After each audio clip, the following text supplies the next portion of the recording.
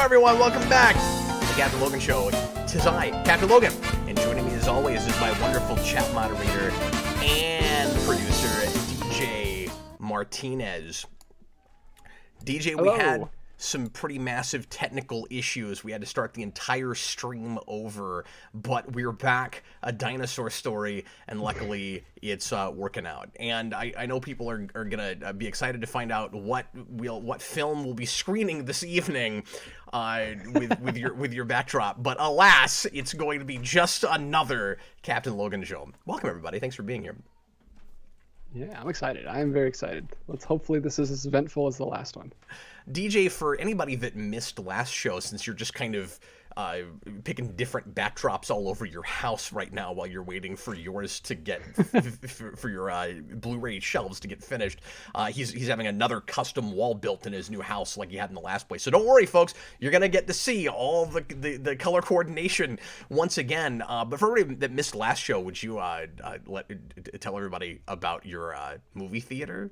He's in the movie theater. This is the movie theater. It's downstairs in the basement. I thought the acoustics would be a little better in here. Last time in the living room, I was a little echoey, so it does sound really good. Trying out this room today. Much more enclosed, so hopefully it sounds good. Yeah. Is it like full-on soundproofed? Yes, they did a great job. All of the walls are covered in black fabric all the way around, and everything's painted black. The roof's painted black. They did a really good job. The only thing that's really not in here is a rug, which I guess I could get, but it's just the hardwood right now. Okay, yeah. Were it me, I would do that. Are you going to do like maybe a runner down the middle? Yeah, maybe get a red one. Yeah, that's what I would do, is I'd do like a red runner down the middle. But I don't know if you're going to do like separate, because I don't know how big that space is. Because I saw pictures, but it doesn't really give me a real good sense of it. Yeah. Well, we'll have to get you down here. I'm really excited to see it. Are you going to do, DJ and I are going to see each other sometime this year, whether I go there or he comes here. I'm going to make sure that happens. DJ, are you gonna do just like tiered seating in the back going across, or are you gonna try to actually, do you have enough space where you can have a middle section where like a regular theater where you could have like seats on the right and seats on the left? Like, how are you gonna do it? No, we're gonna have 2 rows of seats. So there's a little platform back here behind the camera, so we could have a row of seats in the front and then a row. We'll probably just do 3 seats and then 3 seats on the platform, so they can see over the people in front of them. Sweet. And you've already got your new 4K projector set up, and yeah, it looks great. It's so cool. So I've never done projectors yet, but I love it already. It's really neat that's the way you're getting to experience that the first time. I've been doing projectors for 15 years. I'll never go back. I mean, I say that I have TVs, but like I typically watch stuff on projectors. We have 2 set up here in the main room and down here. And when I'm doing commentaries, I'm always watching the stuff over here with a pulled drop down screen that I've got.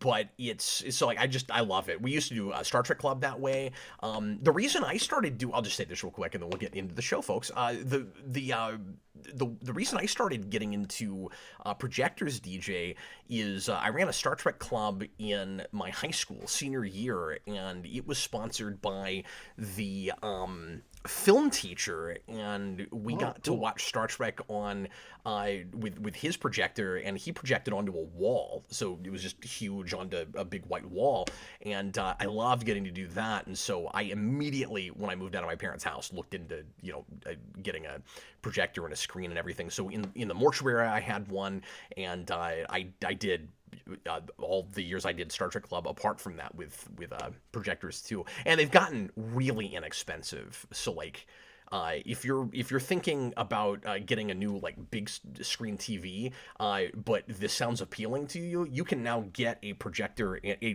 decent projector, if not a 4K one, with a good size screen, like 60, 80, 100 inches, for about the same price as it would cost you to get a good size. I don't know what people are buying anymore these days, DJ, inch wise. Is it like 50 and 60 inch TVs, or like what? Because I don't buy TVs anymore. Like I don't know what people are buying. I think so. Yeah. The last couple TVs I got were like 65. I think that's where it is. I don't think you can go. I think 80 is the highest you can go before TV is not a valid option. You have to go with projectors. It gets impractical at some point. Yeah. Yeah, yeah, that's very dangerous to have a glass screen that big. But yeah, I'm Once, loving the projector life. This is about 100 inches back here, and yeah, that it's really nice. that's what I've got upstairs. What have you watched on it so far? I Um, know you don't have seating in there yet, but I'm sure you've watched something. yeah, we haven't had a movie night in here yet. My wife had a movie night with a friend last night. But we've been watching Lord of the Rings on here, which is the perfect thing to watch on a giant screen because it Absolutely. looks crazy with the crazy landscapes and the beautiful cinematography that they have on that show. So it's been great. That's awesome. Well, once again, congrats on the house.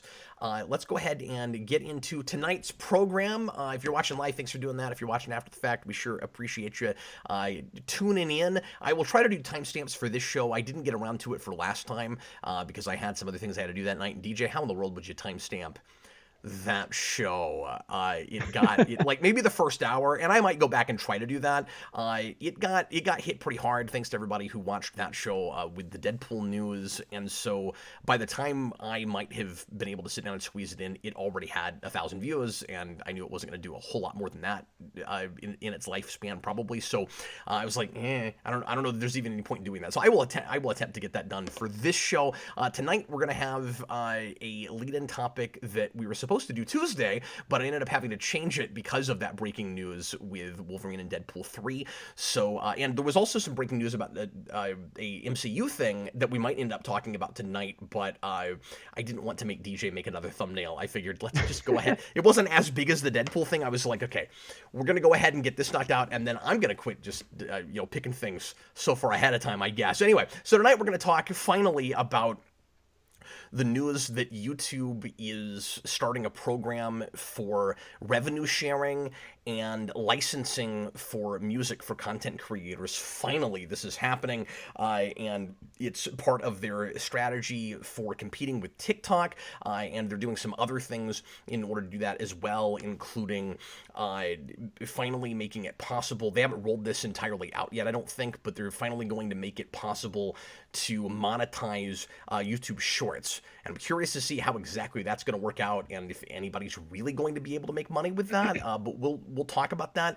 And then, as always, we'll do Ask Me Anything for the remainder of the show. Feel free anytime during the show, right now, later on, to leave comments as super chats or regular comments, and make sure that you tag your regular comments at DJ Martinez, at The Welder, at Movie Theater Proprietor. DJ will respond to any of these things and more, and you guys can, as always, help us direct the program, and we'll talk about anything within reason that you guys would like to chat about. If you want to make sure that your question, comment, concern, topic is discussed on air, leave a super chat in any dollar amount, but once again, don't feel like you have to do that.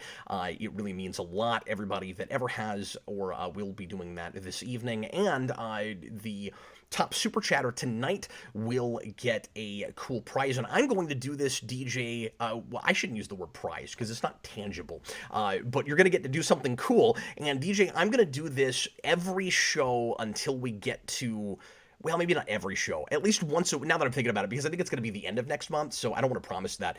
At least once a week for the Captain Logan show, I'm going to offer this. So the top super chatter tonight gets to pick 3 episodes that will be shown, or that I'll be watching, and that you can watch along with me during the next 24-hour stream.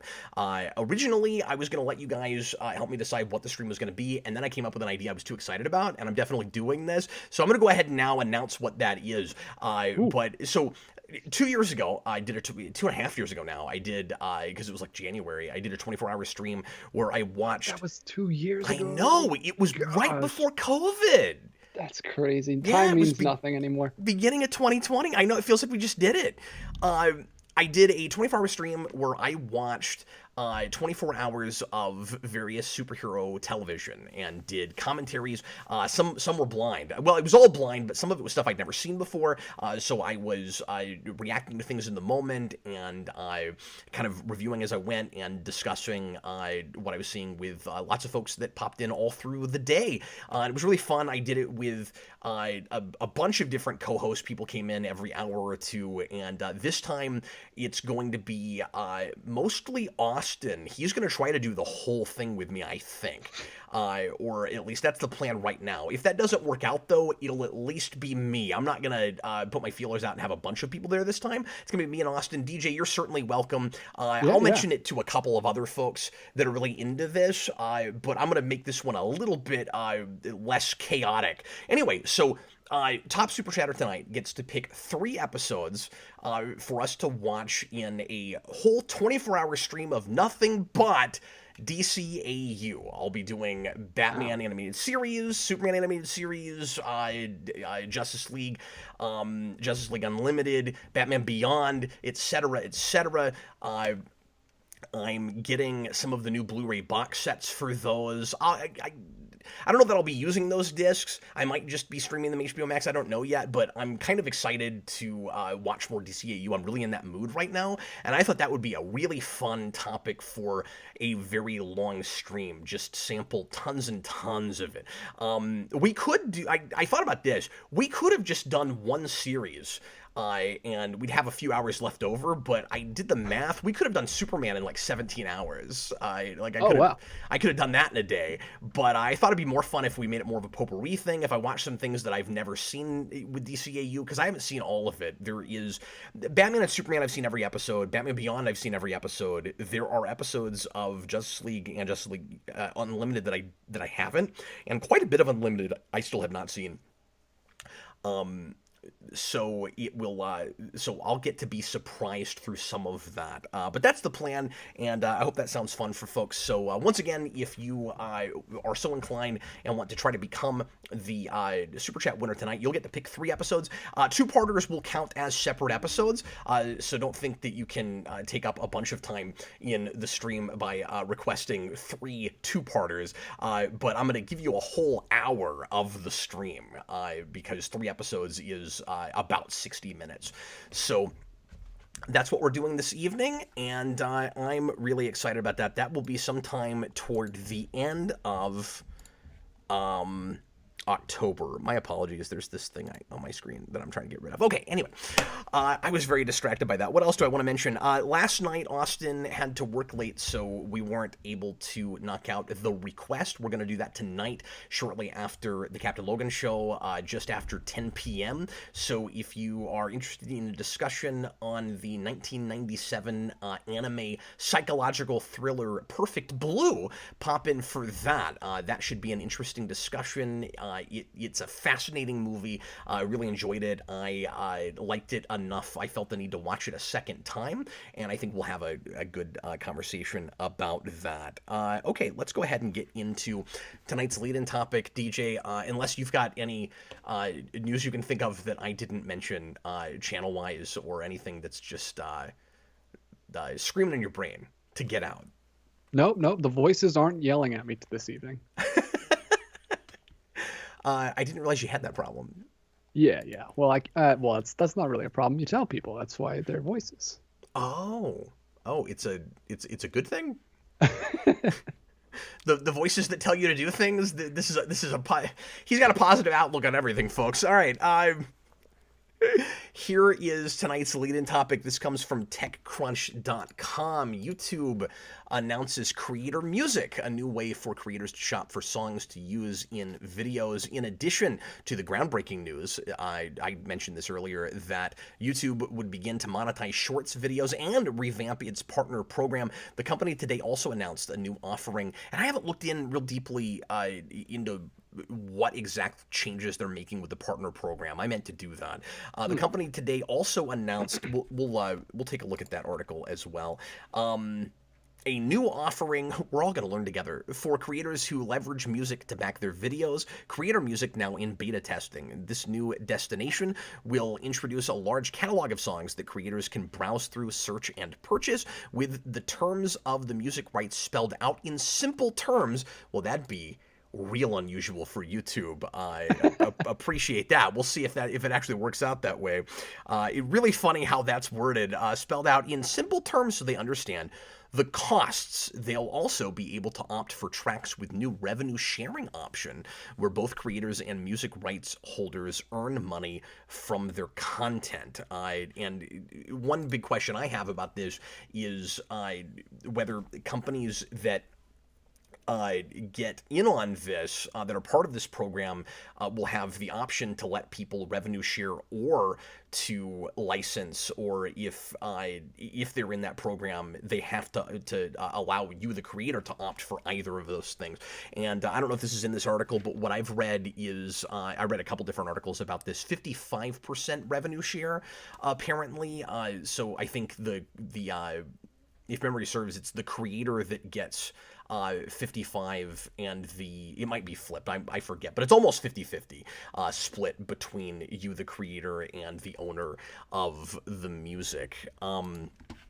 The changes were introduced at today's Made on YouTube live event, where the company, which I heard nothing about, where the company presented its plans to retain the video creator community in the face of the growing threat of TikTok. And that is, of course, the big motivator here. Here it announced a number of changes with a primary focus on helping creators make more money. With creator music, however, YouTube is also simplifying, again, a word you just don't hear a lot in relation to YouTube, a sometimes complicated process of finding backing tunes for creators' video content. Creators have told us time and time again that finding the right song isn't the hard part, it's actually figuring out how to license it, noted Amjad Hanif, Vice President of Creator Products at YouTube. And to that I say, yeah, duh. The issue all along, of course, has been we can't be sure if we put a song in a video, if we put any kind of copyrighted content in a video, that we won't get the video flagged for copyright, meaning that we can't monetize it. For folks that aren't content creators themselves, I want to try not to talk too much inside baseball with this and make sure that everybody understands what we're talking about. If your video is flagged for copyright, which means the company that owns that material has decided they don't like that you're using it in their video, they flag it, which means they push a button that says they're not happy with you using it, and either it will get blocked, or more often it will simply be demonetized, or it will be demonetized, but the content creator actually gets to make ad revenue off your video while you're not making revenue off that video. And your purpose for using said copyrighted material does not matter. You can cry fair use all day long. It may be fair use, it may be for the sake of review. It may not be that it's just a cute track that you wanted to use to open your show, like I'm doing with Marvel vs. Capcom music. A lot of video game music doesn't tend to get flagged. A lot of those companies don't seem to either don't care about that, or because streamers are streaming video games with that music all the time, a lot of those companies have opted just, pardon me, to just allow that, and so that's why you hear a lot of video game music on my channel, because it's a thing that I typically can get away with. But anyway, so this DJ tells us a couple of things. It tells us that this was never a priority for YouTube until another company was making too much money allowing people to use copyrighted music, because people use obviously copyrighted music in TikTok videos all the time. TikTok started as a dance thing, just like with YouTube, of course. It's in Facebook and everything. It starts as one thing and then it evolves and mutates into a bunch of other things. Remember how Facebook used to just be for colleges? Anybody remember that? And I saw the movie. When YouTube started, it was short, like 10-minute videos, and then it ballooned into podcast linked stuff, etc. It's funny how now it's flipped all the way back around to like minute-long videos with YouTube Shorts. Now they're trying to be all things to all people because they're trying to compete with TikTok. But again, because TikTok has now been able to carve their own piece of the video pie, and YouTube looked more or less like a monopoly, maybe a legal one.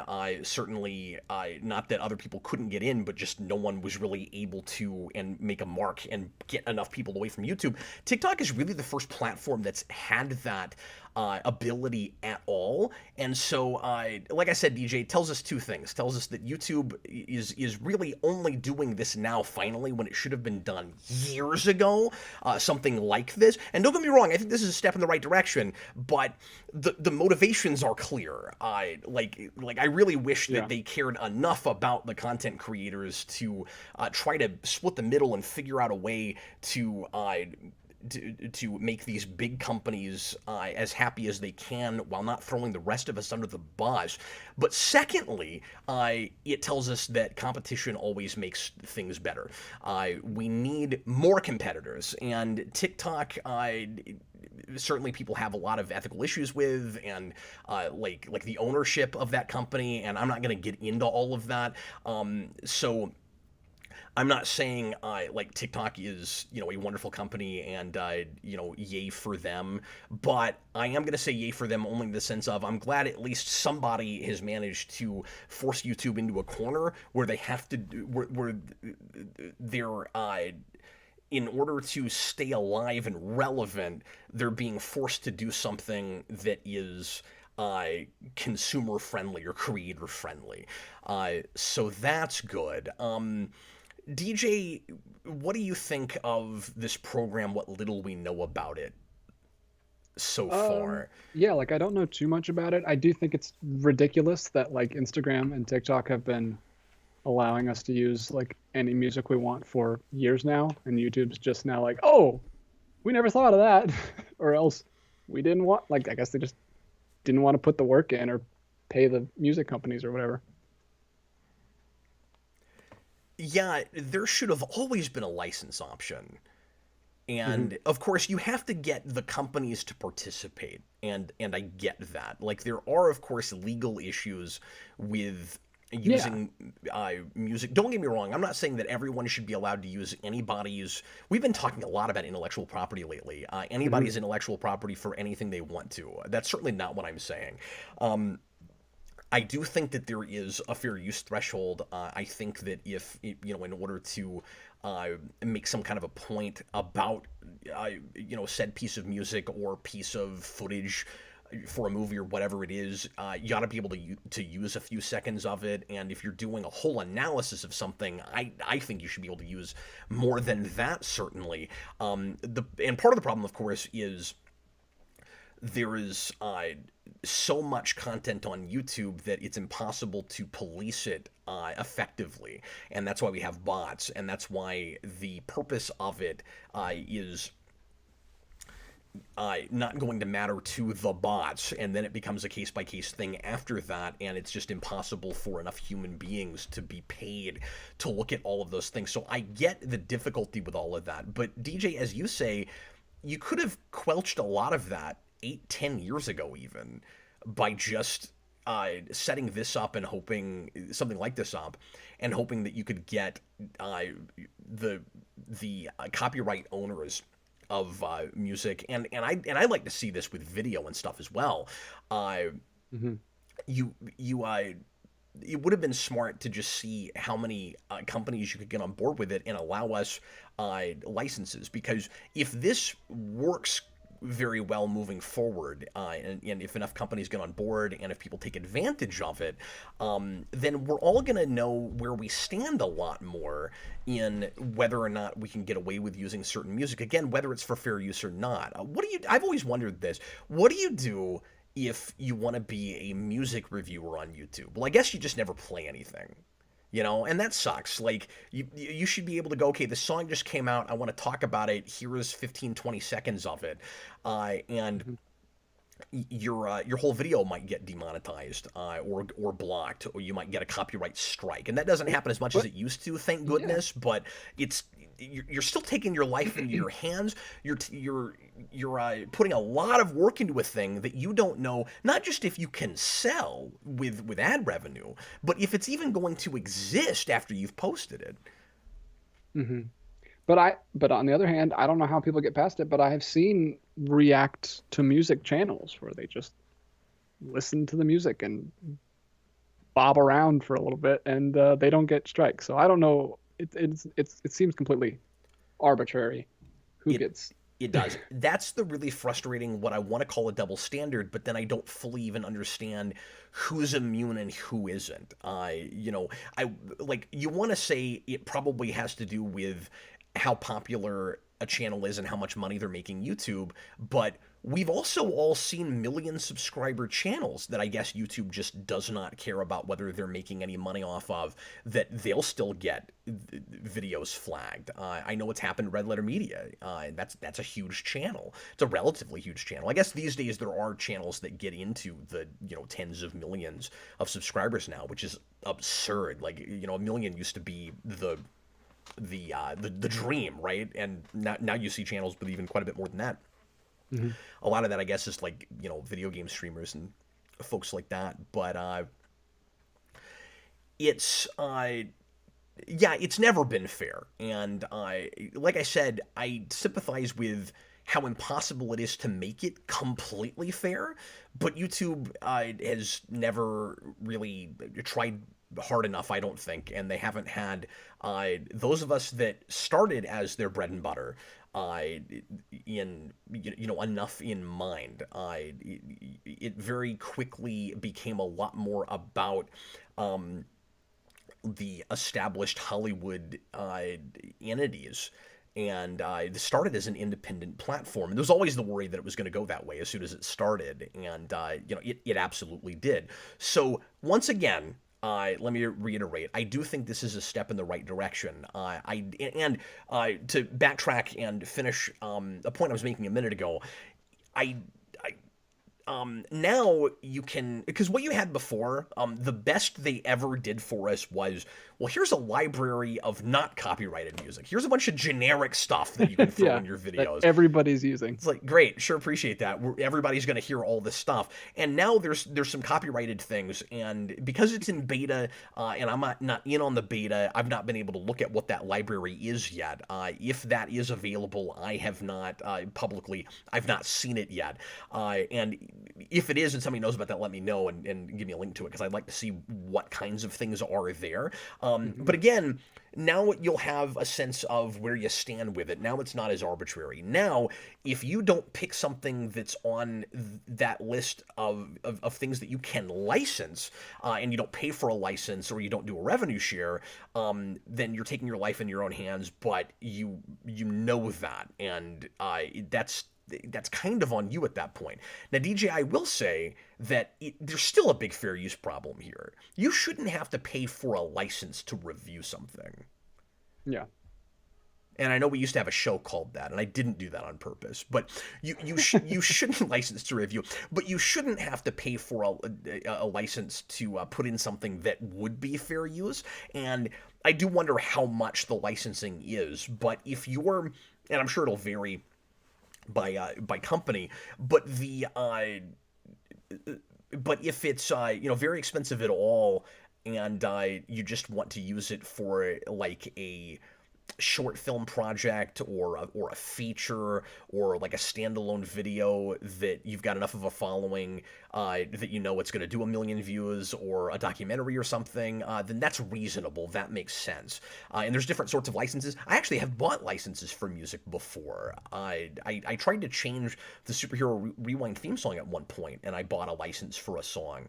And it was a good song, and I liked it a lot. And everybody said we missed the old song, and I ended up taking the risk to go back to that. And I have tried to buy a license for that song, and I've never been able to. So, like, all these years, I've still been kind of taking my life in my hands for that. It's short. Yeah. I only used like 10 seconds of it. I've never been flagged unless I've used like 30 to 45 seconds of it. Oh, interesting. And so, yeah, it's weird. It's like, I tried to make it more of an official theme, in that I would actually be legally paying for that song. And at the point where every video got flagged over it, I was going to never use it again, and that's never happened. So I've continued to take the risk to use it, and I've always felt a little leery of that, because I want to be more above board than that. But Yeah, People what if love it, someday and yeah. that creator comes back and flags that all those videos will get demonetized?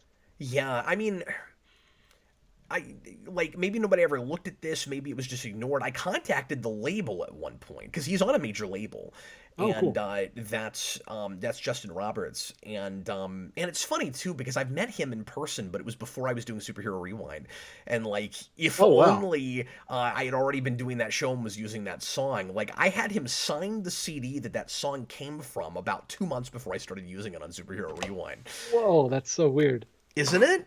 And That's I crazy. really wish that I'd already been doing the show at that point because I would have just asked him in person. It was at this little kid music festival called Jiggle Jam that we used to have here. Maybe they still do it. I'm not sure, in Kansas City.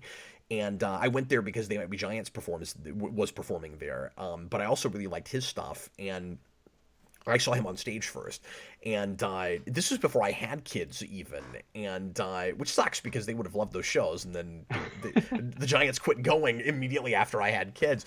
One of the very first, a little trivia question, one of the very or piece of trivia for you, I should say, one of the very first videos on the channel is concert footage from They Might Be Giants at that very show. And anyway, Wow. he was a super nice guy. I bet I could have made a deal with him, and I probably could have bought the rights to use that song for, I don't know what it would have cost, but I bet $100 or $200 I probably could have gotten the license for that song. Yeah. And like I said, since then I have attempted to buy it, and I can't get anybody from that label to contact me. Yeah, that's crazy. Yeah, I haven't had to deal with the whole monetization thing yet. I'm still like 300 subscribers away. I was just talking about this with Austin yesterday because he messaged me and told me that they just added a monetization section on the YouTube app, like the creator app. Yeah.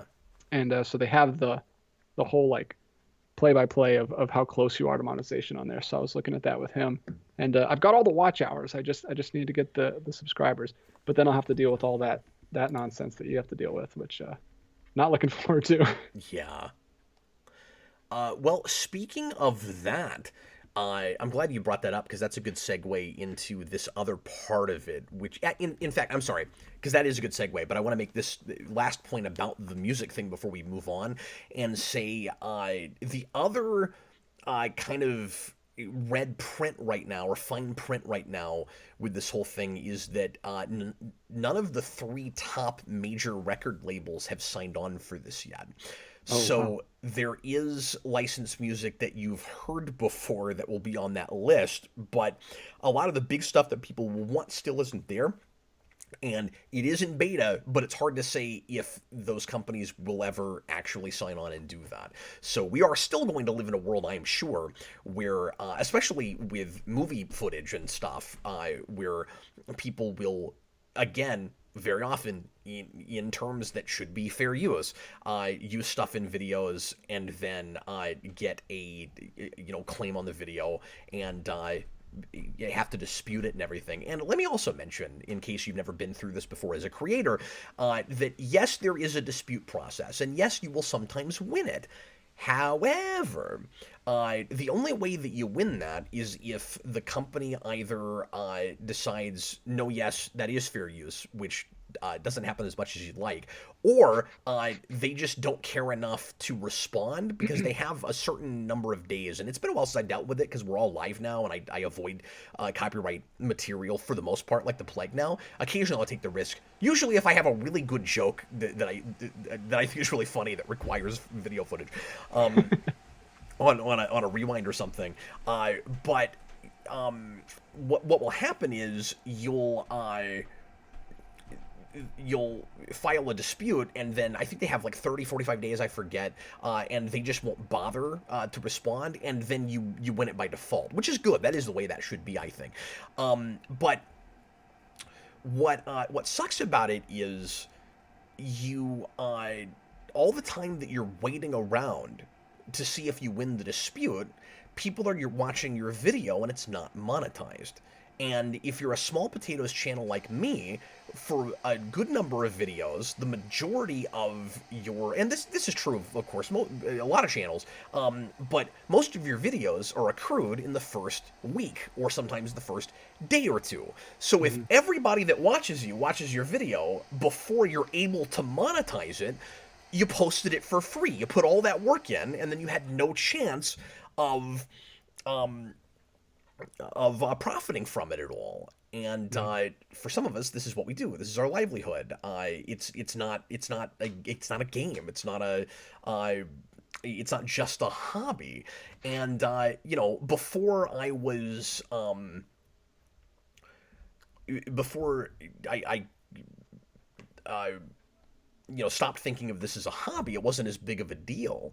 But it did kind of suck when when ad revenue was my bread and butter, that you post a thing and you just kind of do this and hope you could get away with it because the format for Rewind required me to use copyrighted material. It was stills. They were on the screen for 10, 15 seconds most of the time. And you would still get copyright flags, which is the reason I had to quit doing that. And I don't mean to complain. I don't mean to whine. I don't mean to say, woe is me. Because full disclosure, I do better monetarily now than I ever did when my bread and butter was ad revenue. And I have you guys, of course, 100% to thank for that. And I would be having to do this stuff an entirely different way if it weren't for that. And honestly, I much prefer this. This is a lot more fun for me. And it has become much more of a kind of back and forth, give and take sort of thing than just I'm putting out content and the audience is consuming it. It's become a lot more of a community that I'm just sort of the head of, as opposed to me talking at you guys, and I really appreciate that. And you have the option to help me make this financially viable or not. And folks that just watch, that's honestly just as important because it keeps for anybody new that comes in, it makes it look like somebody's watching. Like, that's important. But also, it's just nice that that folks care. Of course, like when we do live shows and people are here while I'm doing this, I've got folks to chat back and forth with. I'm not just talking at a wall. It makes it more fun. It makes it feel like I'm not in a room by myself. So I don't mean to ramble, but I want you guys to understand that I appreciate you whatever you do.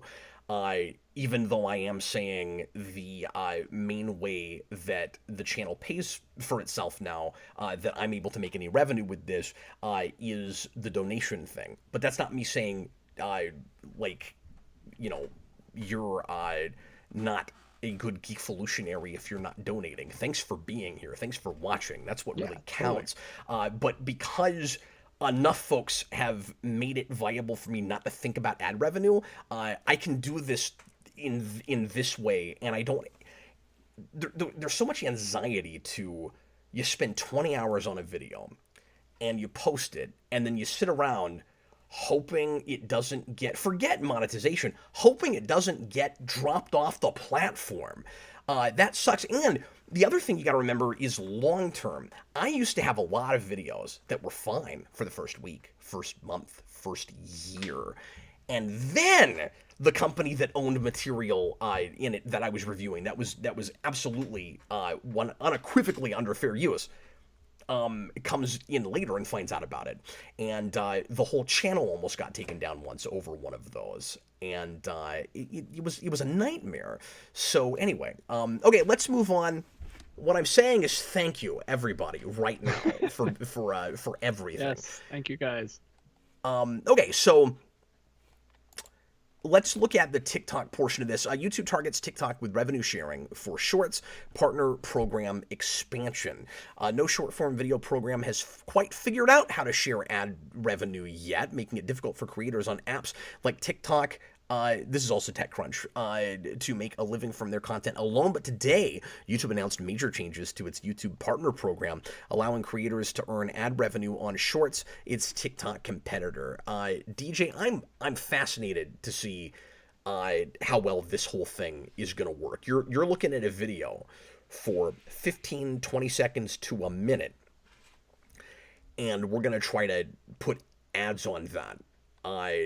Like, the only thing I can see is you get like a really short, like 4 or 5 second ad in occasionally in between two of these shorts. Because remember, the way people watch these is not the way they watch YouTube. They're not searching out for shorts. They're going to a shorts feed, and Yeah, it's all about the algorithm. They're You're just swiping. scrolling, infinite scrolling. Yeah, I guess it's not And swipe. I guess it is scrolling. Yeah. and that's how it is now. That's how TikTok is. That's how Instagram is with their reels. They have reels, which is the same thing as shorts. And you're scrolling through, and then you'll get a video, and then you'll figure out like 3 or 4 seconds in that it's an ad, and then you'll just skip it. Oh, is that what happens? Because they have ads thrown in. But then, okay, what I don't understand about that is you're watching a feed that a lot of different creators are contributing to. So is it just completely random as to like who gets the ad revenue in front of a video? Because it's not going to be in front of every single short. I wouldn't think.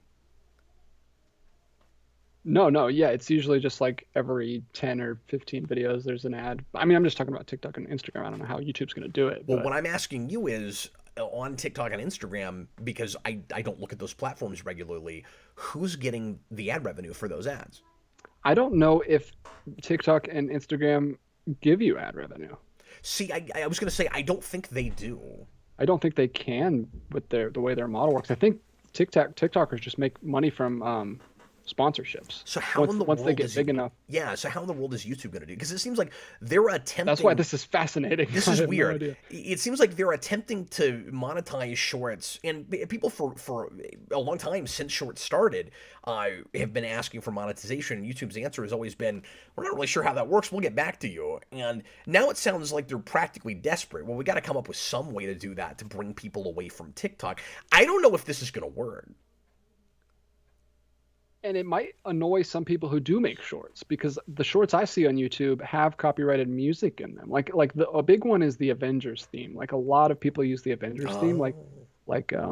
I specifically I've seen people that like, because I watch a lot of physical media stuff, and when they upgrade, like they'll pull out the Blu-ray and like throw it, and they'll hold up the Avengers 4K and like put it in, and they'll play the Avengers theme, which they probably can't do anymore if they're monetizing, and you have to get licenses for your music. I don't know. Boy, that's a good point. Yeah. Or will the license thing not count on shorts? Like Well, if you're monetizing shorts, if these videos are monetized, then you would yeah, you're going the same way I'm going. You would assume that then they could be flagged. yeah, this this is such a crazy, fascinating mess because they're doing the opposite. They're adding two opposite things, right? They're Yeah. like, Well, once again, it's crazy. and this is their MO, right? They try to be. I keep saying all things to all people. What they're really.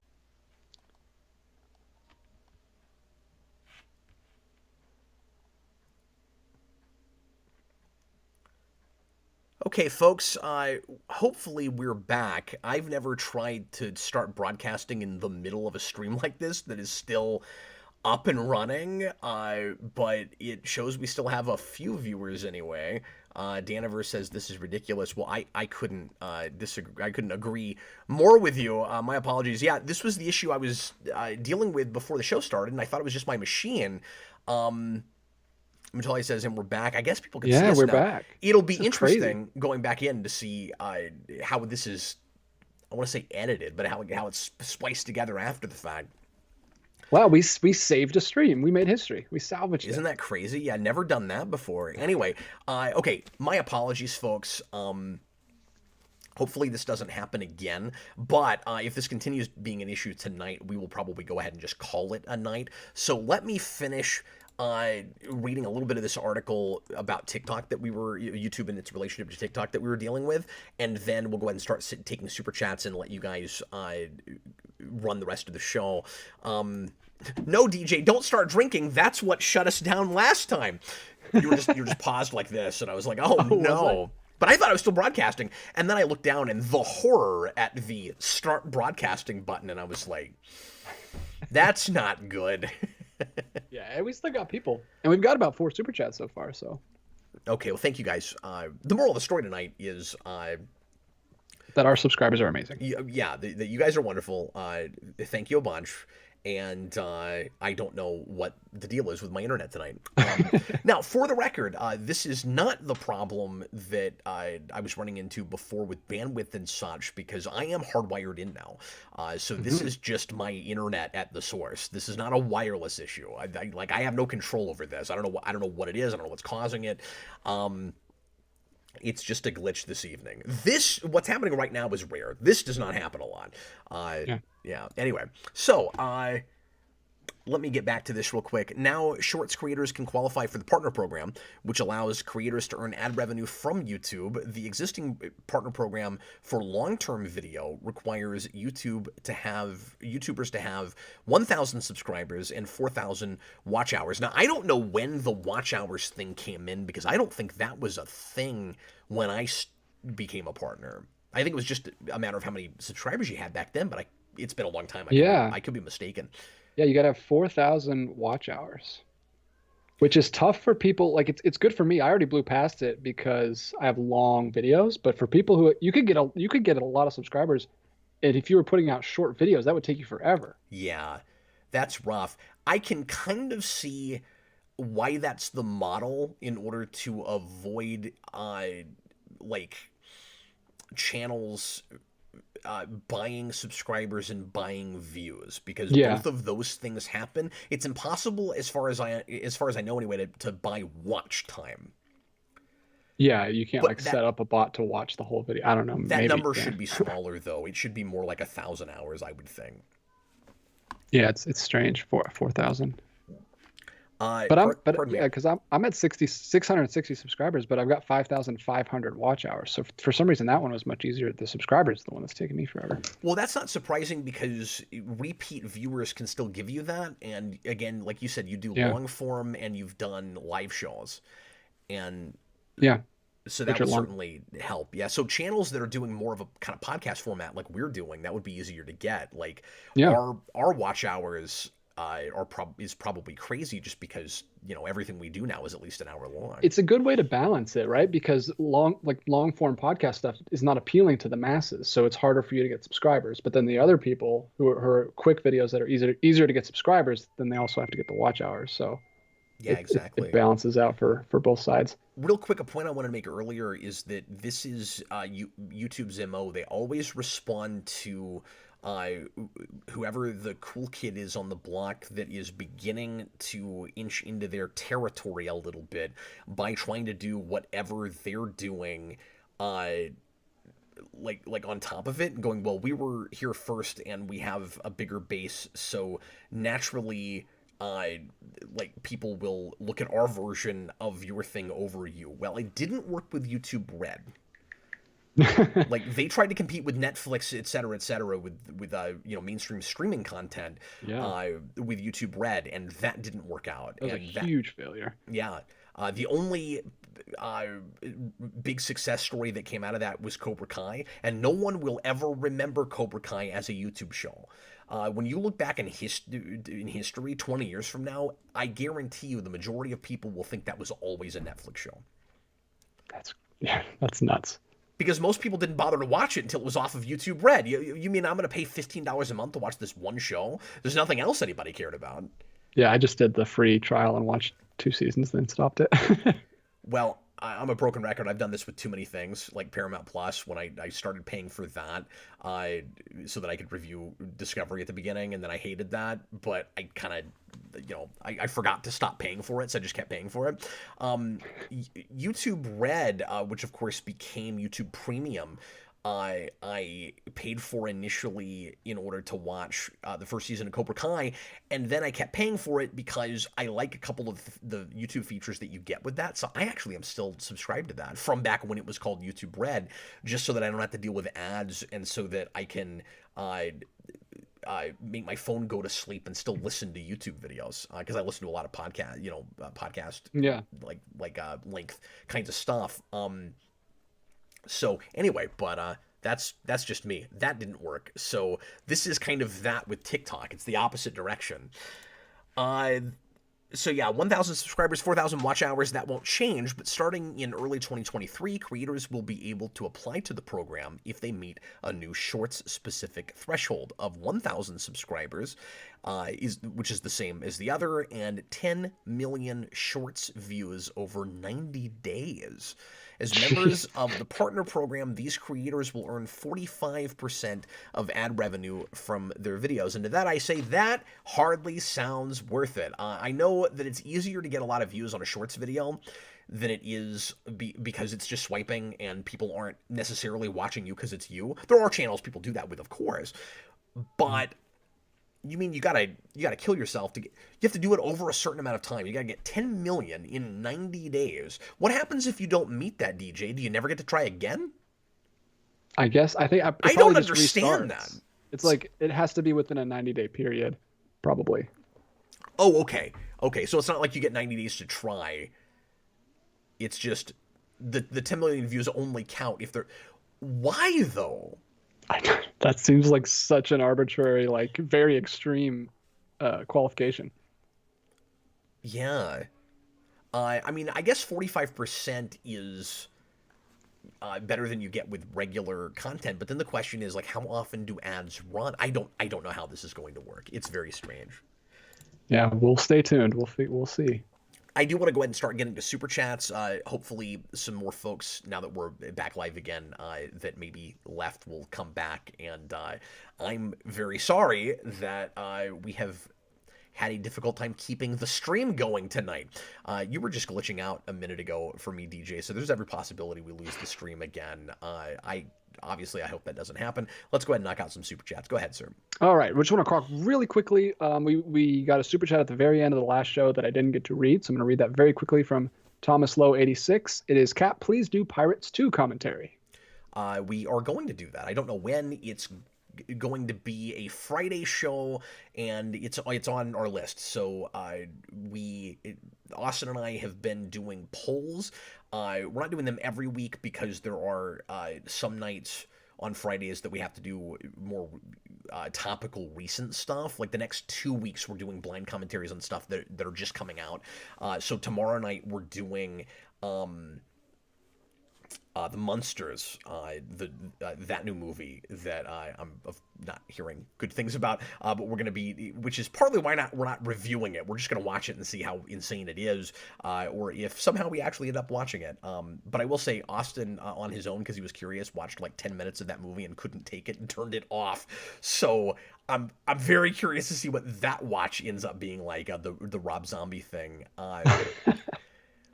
Well, you guys have been picking some tough watches lately on those things. We have, but anyway, so it'll be one of those, and it'll be the $5 tier or above on Patreon. Folks can vote for out of 4 things. Austin and I each pick 2 things from the list, and Pirates will come up again real soon, I'm sure. And we both really want to keep doing that, so I don't know. 1 week, maybe I'll just make it like 2 things. That you can vote between, because we really want to do that. Anyway, moving right along. All right, first super chat of the night is a big moment because this is Mutale's first super chat ever. Is it? Yeah, I double checked with him and he said, yeah, this is his first one. It's also our first super chat in South African Rand. Oh, wow. Okay, so I'm sorry. Again, I know I interrupt you and people hate me for doing this. I know I stop you before you read the question all the time, but I just have to say for a second, Mutale, I did not realize that because we've answered so many of your questions pre-written in the past, and I don't always know when it's pre-written because I'm just concentrating on the questions. I'm not always looking at the feed, so I honestly thought he was a regular super chatter. I did not know that. Yeah, he's a regular pre-written at the very beginning. He always gets in first with Blue. And but yeah, I was very surprised. I saw a super chat from him. Thank you so much. Well, thanks for doing. That's really nice of you, man. I have no frame of reference, but it is 35 South African Rand. Oh, cool. Rand. I've never heard that. Which sounds really cool. Yeah, like Janice Rand from Star Trek: The Original Series. Yeah, like Danny Rand from the cult classic show Iron Fist. Everybody's favorite Netflix Marvel original series. It'll get reevaluated in 10 years and everyone will love it. Oh, I'm sure. Yeah. All I'll Anyway. ever remember from that show is boredom, lack of fight choreography, and ice cream. And ice cream. I was gonna say ice Yeah, cream. that's all. That's all I'll ever That remember from that scene. Oh, show. that scene. And moccasins, I guess. Oh, I don't even Or remember not that. moccasins, I guess just bare feet. Remember they made a big Yeah. deal out of like he walks into the Rand Corporation in the first episode, he doesn't have shoes on. Yeah, like the homeless looking guy. Yeah. All right. Vitali wants to know who you deem the successor to Geekvolution, Connor or Austin? The successor. Like What if a I first die super tomorrow, chat. who do I give it to? Is that what you're Yeah, saying? yeah. Who takes over the channel?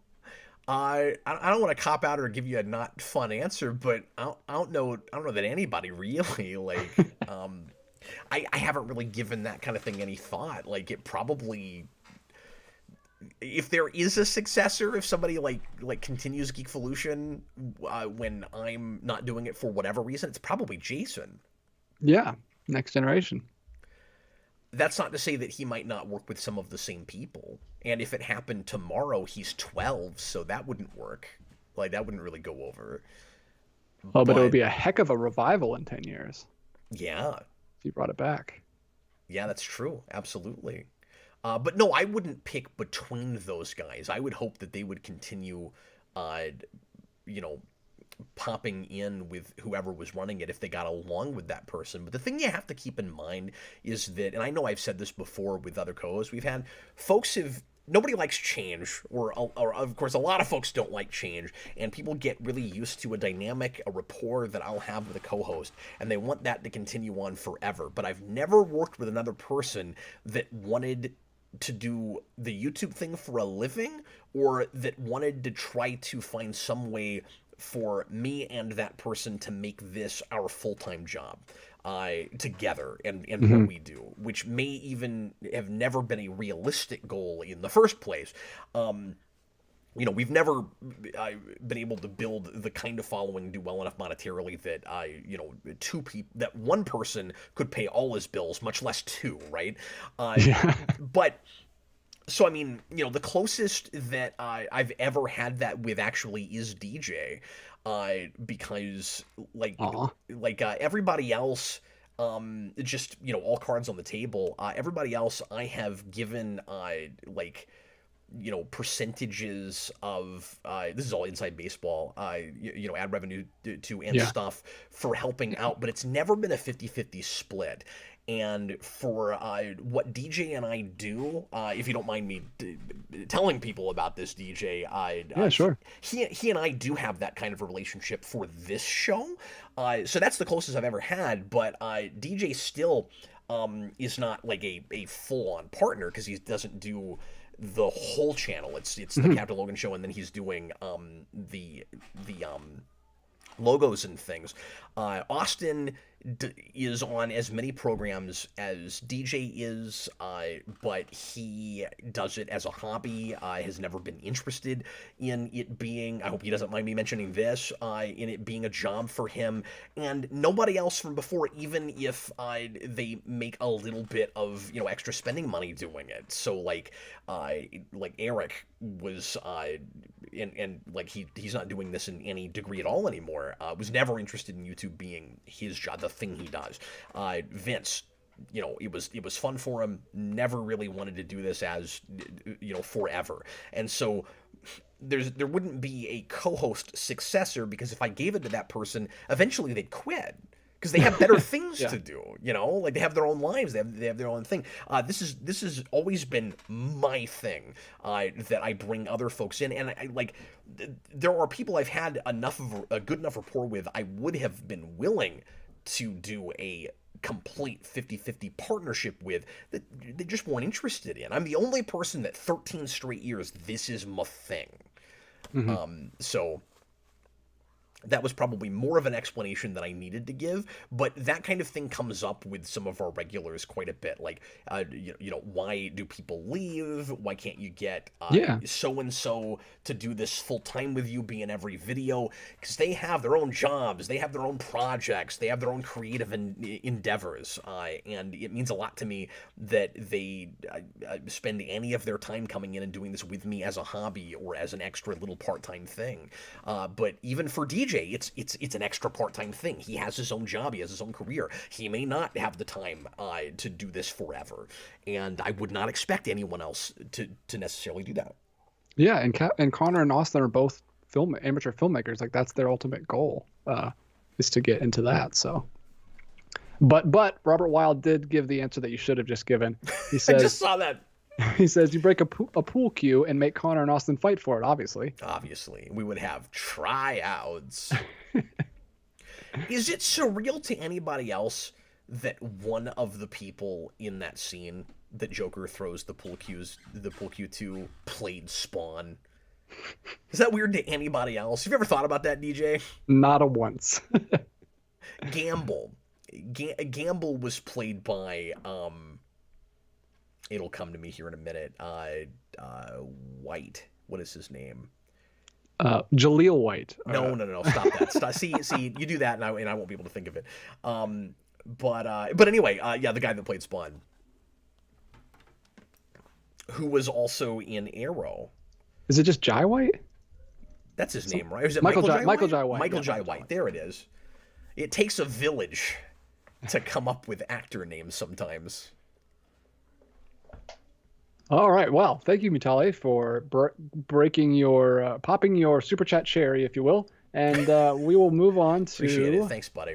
And of course, for all of your questions going all the way back. Yeah, of course. We don't discriminate.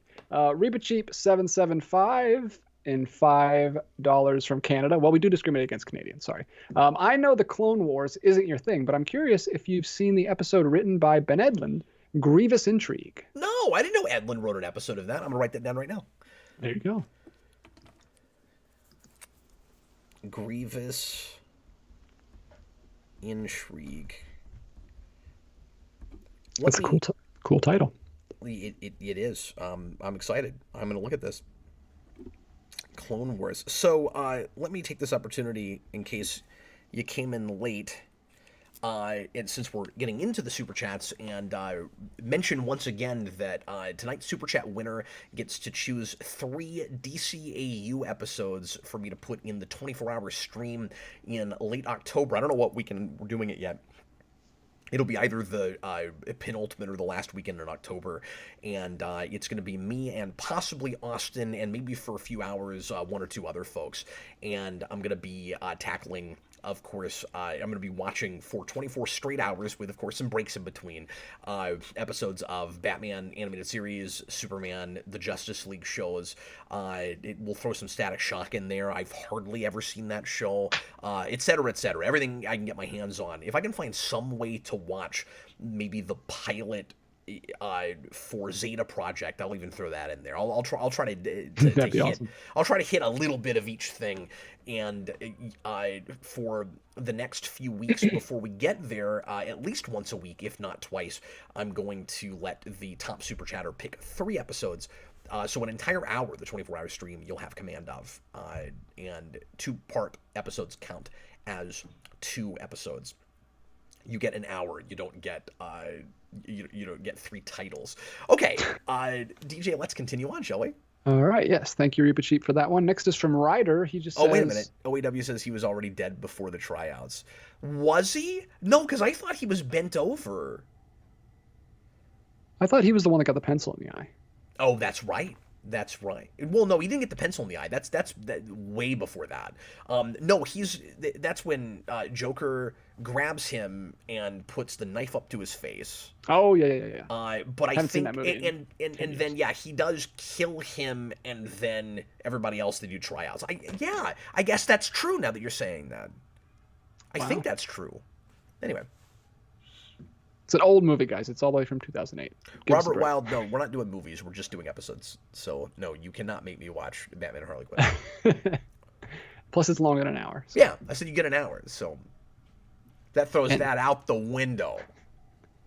all right, Ryder gives us $2 for the channel.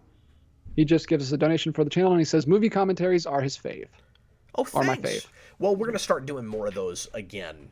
Now that we're past request month, and now that we are that I'm plugged in directly, and I should, despite what's been happening tonight, most of the time, I shouldn't have bandwidth issues and stuff, and I should be able to stream video while also streaming here. I'm gonna be cryptic for a second, try to get you guys excited about something. Next year is the 10th anniversary of Spawn year. Can you believe it? Isn't that insane? No, not at all. It'll be 2023. We started that show in 2013. And I am talking to Austin right now. We're at preliminaries right now. I don't know exactly what it's going to look like yet, but we're going to do it won't be in anything like a Spawn year kind of format, but we're going to do some themed material, and it's going to be fun. And I don't want to tell you anything else yet, but I'm trying to decide if I want to mention anything else about that right now. No, I don't. But we're going to have a year-long thing that will sort of be a tribute to Spawn year. And that's all I'm going to say right now. Wow. Well, color me interested. I am very excited. Yeah. And we'll get you in on that as well. All I'll say is somebody mentioned movie commentaries, and commentaries will be a part of that. It's 89 year. Finally. Finally. We've been threatening it forever. Now's the time. All right. I want to say if Spawn year didn't make me entirely insane, I could get through. Yeah, totally. That also might be the thing that finally completely tanks the channel. What are those guys doing this year? Wait, they're watching Batman 89? Again? Wait, you mean just like one more time, right? No, that's wait. The channel? When you say what they're doing, you mean that's what they're doing? Like that's the channel. 89 through 65. That's the channel name. The new channel name. We have to do it on Sunday. We have to do it in the middle of the week. Anyway. All right. Where are we at? Brightburn, 1985, $5. Do you find the parallel amusing with Die Another Day and No Time to Die? One's a metaphorical death, Die Another Day, and the other is quite literal. I hadn't thought of that because it's been so long since I saw Die Another Day, and of course that movie is dreadful.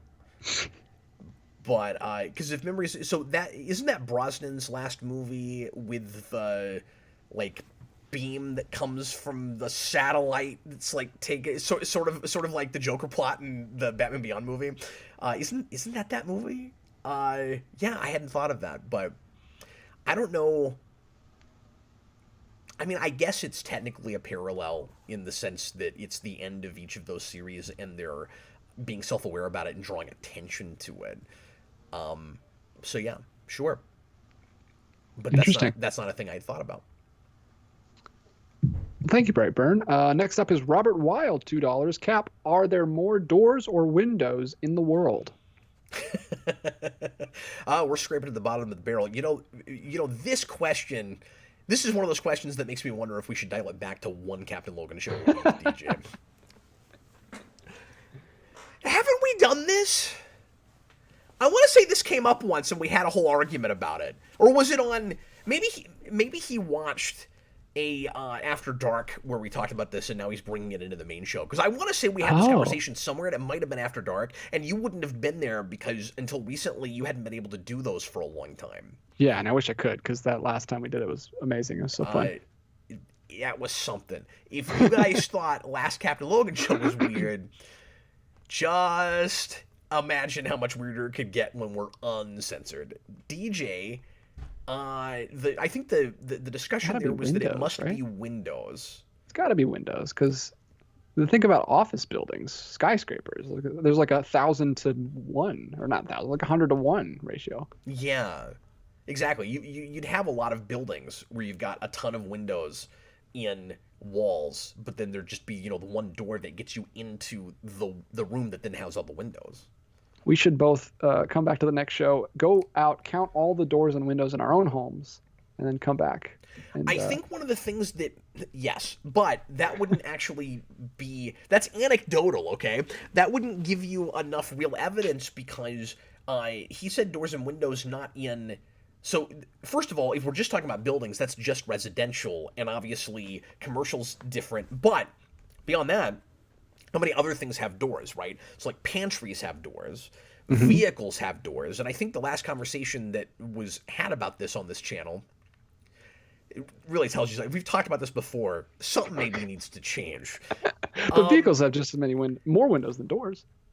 If you count the windshield. Well, I was gonna say that was one of that was one of the things that we thought made it more even, though, was that you could once you have cars where you have like maybe the same number of doors and windows, maybe that would just even it out though, and then the windows still have to win by about as much as they would have before. Yeah, it's interesting. And my door to this room has windows. So I don't know if it would, I guess it would technically be like 16 windows in that door. So that's definitely point to the windows. Point for windows. I want, not me, I want someone to start a channel. This is all they do is try to answer this question. Yeah. They spend all their time traveling, just counting doors and windows. Every episode opens with that line from, I just reviewed Guardians 2, that line from Guardians 2 with Mantis where she goes, "They are not for feeling doorways." Oh yeah, you just did that. Did you see that follow-up video that Ryan Reynolds and Hugh Jackman did? I did. To the news we did on Tuesday? We probably should mention that, yeah. I'm surprised nobody's brought it up. Me too. So they did a... It seemed like a thing they decided they better shoot because people were confused and maybe even angry at the idea of Wolverine coming back after having such a good send-off. And even though most of the video was a joke, Reynolds and Jackman make a decent enough point in saying, okay, but like the send-off, basically they're saying, okay, the send-off still counts though because that's set in the future. So if Jackman wanted to play the character again, there's no reason he couldn't have adventures in present day and, you know, still do some, like, even if they're bad, does it ruin the send-off? Does it ruin his last appearance? Like, it doesn't in the sense of, like, time-wise, the last thing you'd think of is the last thing he was in, but like, yeah, as long as they don't resurrect him, it's not lacking in integrity for the character. And like he was, Reynolds was like, you know, it's in the future, he's dead, we're not touching that. I think he needed to say that. I'm glad that they went on record and did that. But then the joke is they kind of tell you all the action and stuff they think is going to happen in the movie, but you don't hear any of it because there's a song playing over it. And several people have gone in and tried to, because of course people are going to do this, try to lip read it. And I've seen multiple, and I have not done this because I'm not a lip reader, but I like to go into movies blind as much as possible. So I wouldn't try to do that in the first place, because clearly they don't actually really want us to know anything. Although maybe they do, because, or maybe they want to throw us off, because maybe what the lip read is will have nothing to do with the movie. But anyway, multiple people have read the lips and confirmed that apparently some of what they're talking about in that is Deadpool loses his head, and Wolverine is running around with a disembodied Deadpool head through the whole movie, and his body is in a different dimension or different dimensions, and his body is either stuck in the MCU or some other dimension, and eventually they have to put it back together. And I doubt that there's any truth to that part of it, because Austin and I talked about this, and he made a good point when he said, well, yeah, but this particular version of Deadpool, he can just grow his limbs back. Why would he need to reunite with his body? So, like, that's kind of a question. However, Wolverine running around with a disembodied Deadpool head, I would actually be at this point kind of surprised if that doesn't happen for at least some portion of that movie, because that's a big comic thing with Deadpool. We do disembodied Deadpool head all the time. It's even at the beginning of Deadpool 2. Like, you remember he does the microwave bomb, and then his head flies off his body? Like, we do disembodied Deadpool head all the time, but we haven't had one that's, like, disembodied for a long time, and we make a big gag out of it. So yeah, I think there's actually a chance that there's truth to some of what's in that video, if it indeed is what is in that video. We actually have 2 more super chats from Utale. He's on a roll. Oh, thanks, man. He's got the super chat bug. I appreciate it. Yeah, he's got the bug. So for 35 South African Rand, Utale wants to know if you could. Oh, you know what it is? He wants to pick 3 episodes. Oh. That's what it is. I think, if memory serves, I think Mutale is a big DCAU fan. Oh, maybe so. He wants to know if you could recreate any memory in your life as a play, like in Ragnarok and Love and Thunder, what would you guys pick? Cool. Well, I don't think I would want it to look like any of the plays in those movies. Yeah, I don't want it to be anything like anything in those. I don't think I'd be casting like major actors in little cameos for things that happened in my brain for no reason. Yeah, who was in those? Matt Damon was one, I think. Matt Damon was in Ragnarok. I have not seen Love and Thunder. Well, I think he comes back for Love and Thunder too, if memory serves. Oh, okay. Yeah, I'm sorry, we're jumping around. I will answer that. I will try to answer this. Love and Thunder has a really pretty steelbook. Oh, that's unfortunate. But I don't like that movie, and I cannot bring myself to pay $35 for a really cool looking steelbook for a movie I wish didn't exist. So I actually have already ordered that movie for my collection because I got a decent deal on it, but I just bought the regular Blu-ray with the slipcase. I did not get the steelbook for that. Because I'm worried about going down a rabbit hole of buying steelbooks just because they're steelbooks, because I know you don't like collecting those, but I like them a lot. And yeah, a lot of people do. I don't want to get to where I don't know. I have to buy every superhero movie just because it's a superhero movie, even if I think it's terrible. I think I should draw the line at really cool editions. Like, I should probably just get cool editions for things that either I like or are just, a big enough part of, like, my collection. Like, I bought the steelbook for Power Rangers 2017. That's not a great movie, but it's Power Rangers. You know what I mean? Like, there's exceptions I would make for it. And it was a really cool looking one. But, like, there was a steelbook from, because I guess Best Buy is just doing steelbooks for freaking everything. There's a steelbook. Yeah, that's the thing. For Morbius. Yeah, no, I'm good. I did order the one from Target because, again, I found a really good deal on it, but I would not have paid full price for that. So that one's got, like, the art cards and all that. I'm gonna end up with one of the really really cool special editions for Morbius, but again, only because I got it for like $15. Like, I'm not gonna pay $30 for that. Yeah, good on you. Don't give in to the marketing pressure. Well, I had this. Sorry, I've changed subjects, and I apologize for that. But I had this conversation with Jason the other day, and he agreed with me. I said, "Don't you think that because people are not buying physical media anymore, and it's kind of a dying thing, or it's at least not anything like as big as it was. You've been lamenting a lot of box stores really shrinking their sections for Blu-ray these days.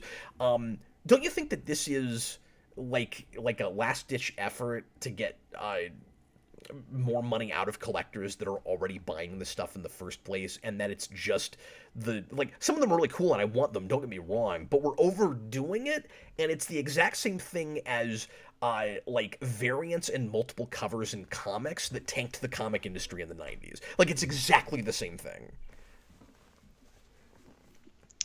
Yeah. I mean, I don't know, because I only buy one version. I don't know how many people are buying like all the versions, like with comics. Well, that's what I'm saying is I think they're trying to get people to do that. I don't know if it's working, But why Yeah. would you put out so many editions of popular movies if you're not given how few people buy physical media now, if you're not thinking people that have bought this will buy it again? And I hear people for big franchises that they're into all the time talk about the sheer number of times they bought a movie.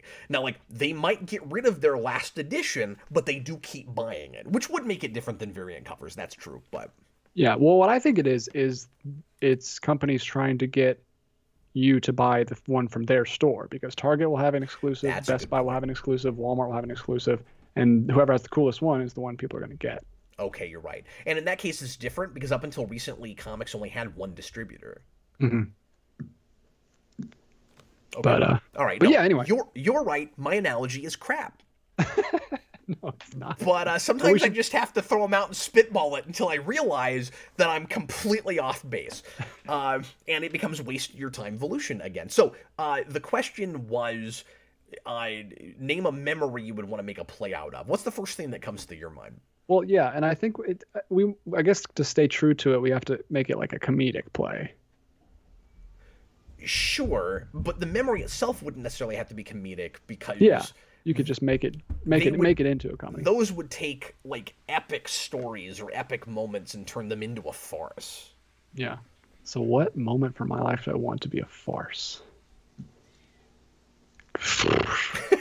Yeah, I don't immediately have a great answer for this.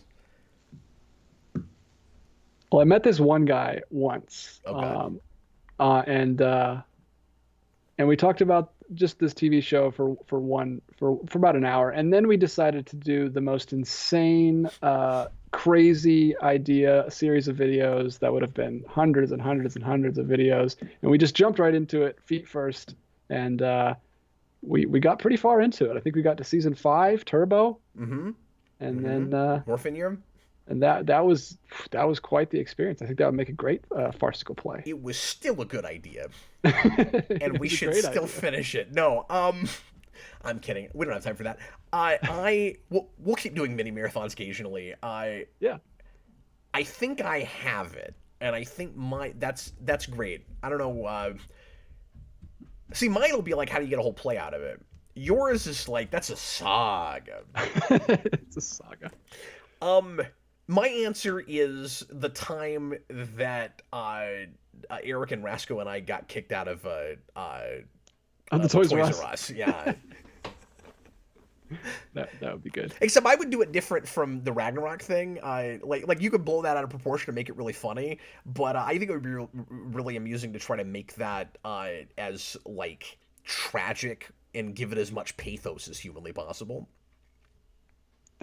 Yeah.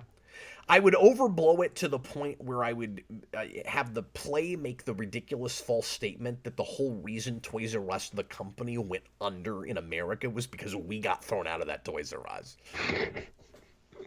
That would be the play. That's great. And I will make mine the moment where Connor shot a bottle rocket out of his hand and almost took my wife's head off. Oh, yeah. We could also get a play out of you and I jumping on a trampoline. We'd probably throw swimming on camera in there, but Yeah. which we've 'Cause not done 'cause yet. It's a play. You can embellish. How many super chats do we have left? We have 2. Okay. I want to mention one more time, folks, that here in about an hour, a little over an hour, Austin and I are going to be reviewing for you live the anime Perfect Blue. So come back for that if you feel like staying up late and you're interested in discussion on that movie. We're going to spoil the thing, of course, so if you've not seen it and you don't want to know the twists and turns and what that movie's all about, before we even do the video, I'll say I am highly recommending that. So if you've not seen it yet, you might, I don't want to not, draw a crowd, but you might not want to watch that yet. But as always, totally up to you. 10 o'clock, maybe a little bit after 10 o'clock. Got to wait for Austin to get off work and get home and settled. But anyway, we were supposed to do that the last night. It didn't work out, so that's why we're doubling up tonight. And After Dark should return next Thursday night. Okay, what's the next super chat? The next super chat is another one from Utale. This one is 15, and he says, "How does Eric feel about current pop culture?" Honestly, I haven't talked to Eric in a while. He as far as I know, has. I don't want to speak for Eric, like, and my apologies because I know he's not around, and so like people want to use me as a go-between, and he's just not public right now and doesn't have any interest in doing that. But I don't want to talk for other people, so like.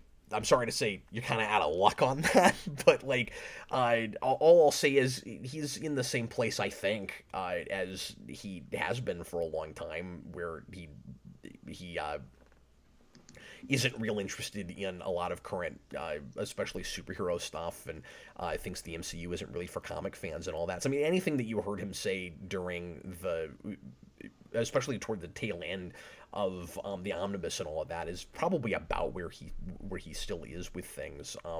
But I know that, but I don't think he's as frustrated as he used to be. I think he's just not engaging with a lot of it. So he's gone back and is spending a lot of his time, as far last I talked to him anyway, reading a lot of like Silver Age comics and watching older movies and that kind of thing. So yeah, I think he's kind of disengaged. But again, I also don't want to speak for him. He's not here to talk for himself. So that's what it seemed like the last time I talked to him. But anyway, moving right along. All right. And then the last super chat we have so far is from Matthew Bass, $5. Have you seen Andor yet? And if so, what are your thoughts? No, I want to. I just haven't had a chance to look at that yet. Thanks for reminding me to look at it. I'm so behind on things. I finished Moon Knight last week, and I've got a couple of episodes left of Miss Marvel, and then I know everybody's saying She-Hulk's terrible, but I'm going to go ahead and look at that just for completion's sake. I've watched everything else now, and I still haven't finished Boba Fett. I need to do that before Mandalorian Season 3 comes out, so I keep trying to decide if I'm going to like stop going backwards and go ahead and start watching Andor, because I'm kind of more curious about that than some other things. I think it looks really cool. I've heard people say the first couple episodes are a little slow, but if the overall narrative requires that kind of pacing, it may make sense. It may be worth it. Production values look really good from the trailers. And I just saw him in a movie the other day. It was kind of surreal. I watched. Have you ever seen The Terminal, DJ, with Tom Hanks? With Tom Hanks? No, I haven't. I really enjoyed that movie. It's kind of flawed. On a second, I showed it to my wife because I loved it so much. On a second viewing, I don't know if I'm as in love with it as I was on a first. But real quick, I've been thinking about reviewing that. Two big geeky takeaways from that. First of all, I forget his name, but the guy who plays Andor is in that. That movie comes out in 2004, and he's got kind of a minor supporting role in it. But he's really good, and his character is it's a comedy about a guy who ends up living in a terminal in the JFK airport because his country, he's in like a Slavic made-up country, and his country ends up going to war while he's in the air. So when he lands, they're no longer a country that the United States recognizes, and so he's not allowed to be deported, but he's also not allowed to go out of the airport in New York, so he just has to live in the terminal. And it's I thought it was, DJ, a more preposterous premise than apparently it is. It's one of these things that's like Life is Stranger Than Fiction. Apparently it's loosely based on a thing that actually happened to a guy in Paris who lived in a terminal for like 18 years. Whoa. And for a completely different reason. He lost his paperwork, and so he just couldn't go anywhere. Oh. Isn't that nuts? There's a book about it. I want to read that. I basically lived in a terminal for a few months when I started college. I went to college like straight after graduation, and I didn't have a car yet. And so I had to take the MARTA, which is the train system here, from the airport to school. And the way I did school, because it was so far away and I wasn't staying on campus, I did all my classes in 2 days, but I was there from like 7 in the morning to like 11 at night.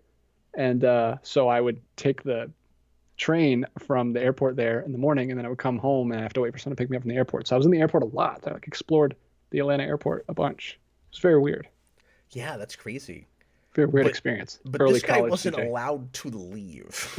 Yeah, that's weird. Yeah. Anyway, so the guy who plays Andor is in that, and is in love with a character that works at the airport, played by Zoe Saldana in a really early role. And so I'll give this little thing away about this movie, DJ. Hmm. Um, the Andor guy is trying to figure out what her interests are so that he can pursue her and get her interested in him. And he comes to find out that through Tom Hanks' character that she is an obsessive original series Star Trek fan who goes to Trek conventions. So 5 years before she plays Uhura, she's playing a Star Trek fan who dresses up. It's funny this came up earlier. Who dresses up as Yeoman Rand at Star Trek conventions, and when he proposes, Zoe Saldana does the Vulcan salute and has the ring on her hand, and then flips it over to reveal she's wearing the ring. And so it's nuts. Like she not only plays a Star Trek fan, but gives the Vulcan salute 5 years before she plays Uhura, who dates Spock. That's crazy. Wow. That's really cool. Yeah, yeah. I haven't seen The Terminal, but what I know Diego Luna from is Oh, that's his name. Thank you. is Y Tu Mamá También, which is an Alfonso Cuarón movie, coming of age movie from 2001, which is one of the best experiences I've ever had with the movie. Highly recommend it if you guys haven't seen that movie yet, but it's great. He's the main character. It's two young guys. Okay, cool. He's one of the main guys in that. He's great. But anyway, But he's much older now, obviously. I keep coming up with excuses to talk about other things I want to talk about. But yes, I've not seen Andor yet, but I have every intention to. I think it was really smart of them, if the show is as deliberately paced as people are saying that it is. They dropped 3 episodes at once. But then riddle me this: if you're going to drop 3 whole episodes at once, why not just drop the whole thing? Like, how long is it? Is it 6 like everything else? Because if it's only 6, it's pretty crazy if they put the first half of the show up at once. Yeah. I don't know if it's 6 or 8. It's probably 8. It's probably 8, yeah. I keep thinking they're all 6 now because of Obi-Wan Kenobi, but that was a shorter one because Mandalorian is longer. It tends to be, what, 8 or 10? I forget. I think 8. Yeah, yeah, and Marvel's been doing some short ones lately, too. I like that they're mixing up the length because... Yeah, just tell your story. Ostensibly, it means that these things can be whatever length they need to be to tell the story, but even some of these shorter ones have felt too decompressed. And, like, why didn't you just make a movie out of that? Slow-paced... 12 episodes. Oh. People are saying it's 12. Then 3 makes more sense then, if that's the case. That's cool. Wow. That's potentially cool. It's going to feel like... It's going to be Netflix Marvel pacing, right? No, I hope not. Ice cream and moccasins, like you said. Well, I don't mean that's going to be the name of that actor's autobiography. Let's move on, shall we? I'm seeing some more super chats pour in. All right, we have another one coming from Nicholas Robinson, $2. Justice League / Justice League Unlimited top 10 episodes rewind? Eventually. I absolutely want to do that, yes.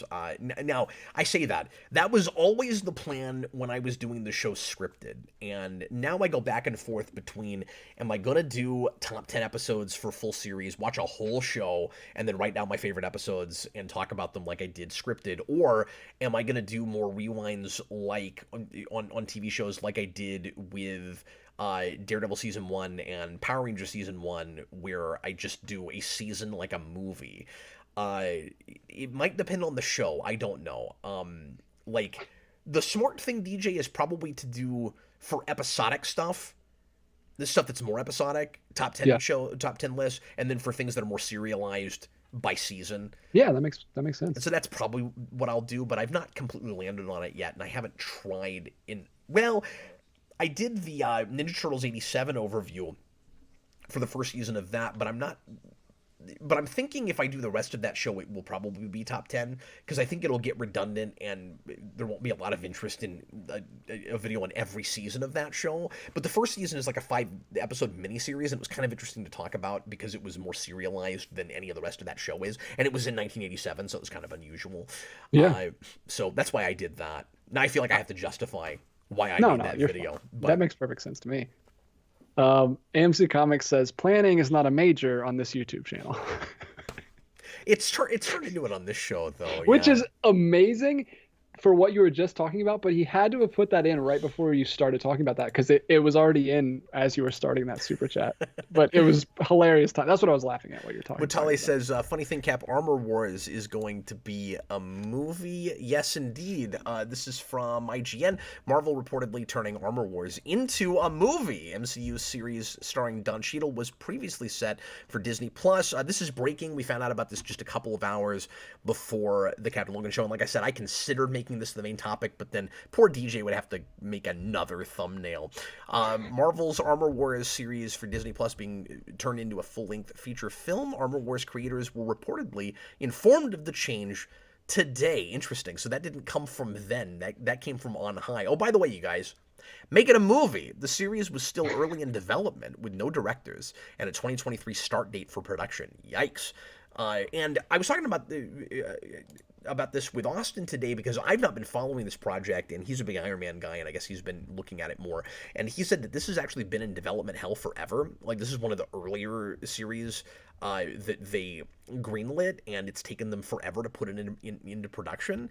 And so this could be an isolated case. This may not tell us anything at all about how the Disney Plus shows are doing or what Marvel might be doing with them moving forward, because my immediate DJ inclination was to jump the gun and say, oh wow, this might mean that some of these shows haven't been doing well enough and that they're going to change their strategy pretty hard midstream and do a lot more movies and a lot fewer Disney Plus shows. I don't know that this actually tells us anything if it was in such limbo and they were having a hard time even getting anybody to make it. Yeah.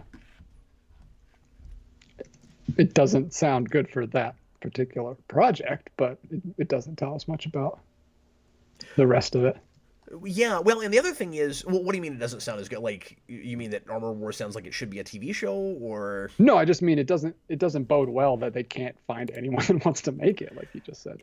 Yeah, exactly. I mean, but this keeps happening with stuff where they'll lose directors. Like, oh, it was Blade that was supposed to start shooting. Like, it sounds like there might be some trouble in paradise going on with MCU right now, and these might be, isolated cases with just certain projects that they're having a hard time getting off the ground. But it's happening with enough things that makes you wonder overall what is happening over there, and if it's just because of oversaturation, greenlighting things too quickly before you even know what you're going to do with them and before you have people behind them that are excited about making the thing.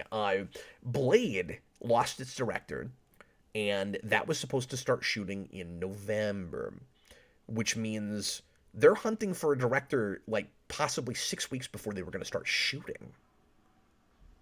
Is that nuts? Yes. I wonder if it'll get bumped. I think I'm right about that. I think it was. I don't have that article up. I think it was November of this year. Let me know in the comments, guys, if I'm off base on that.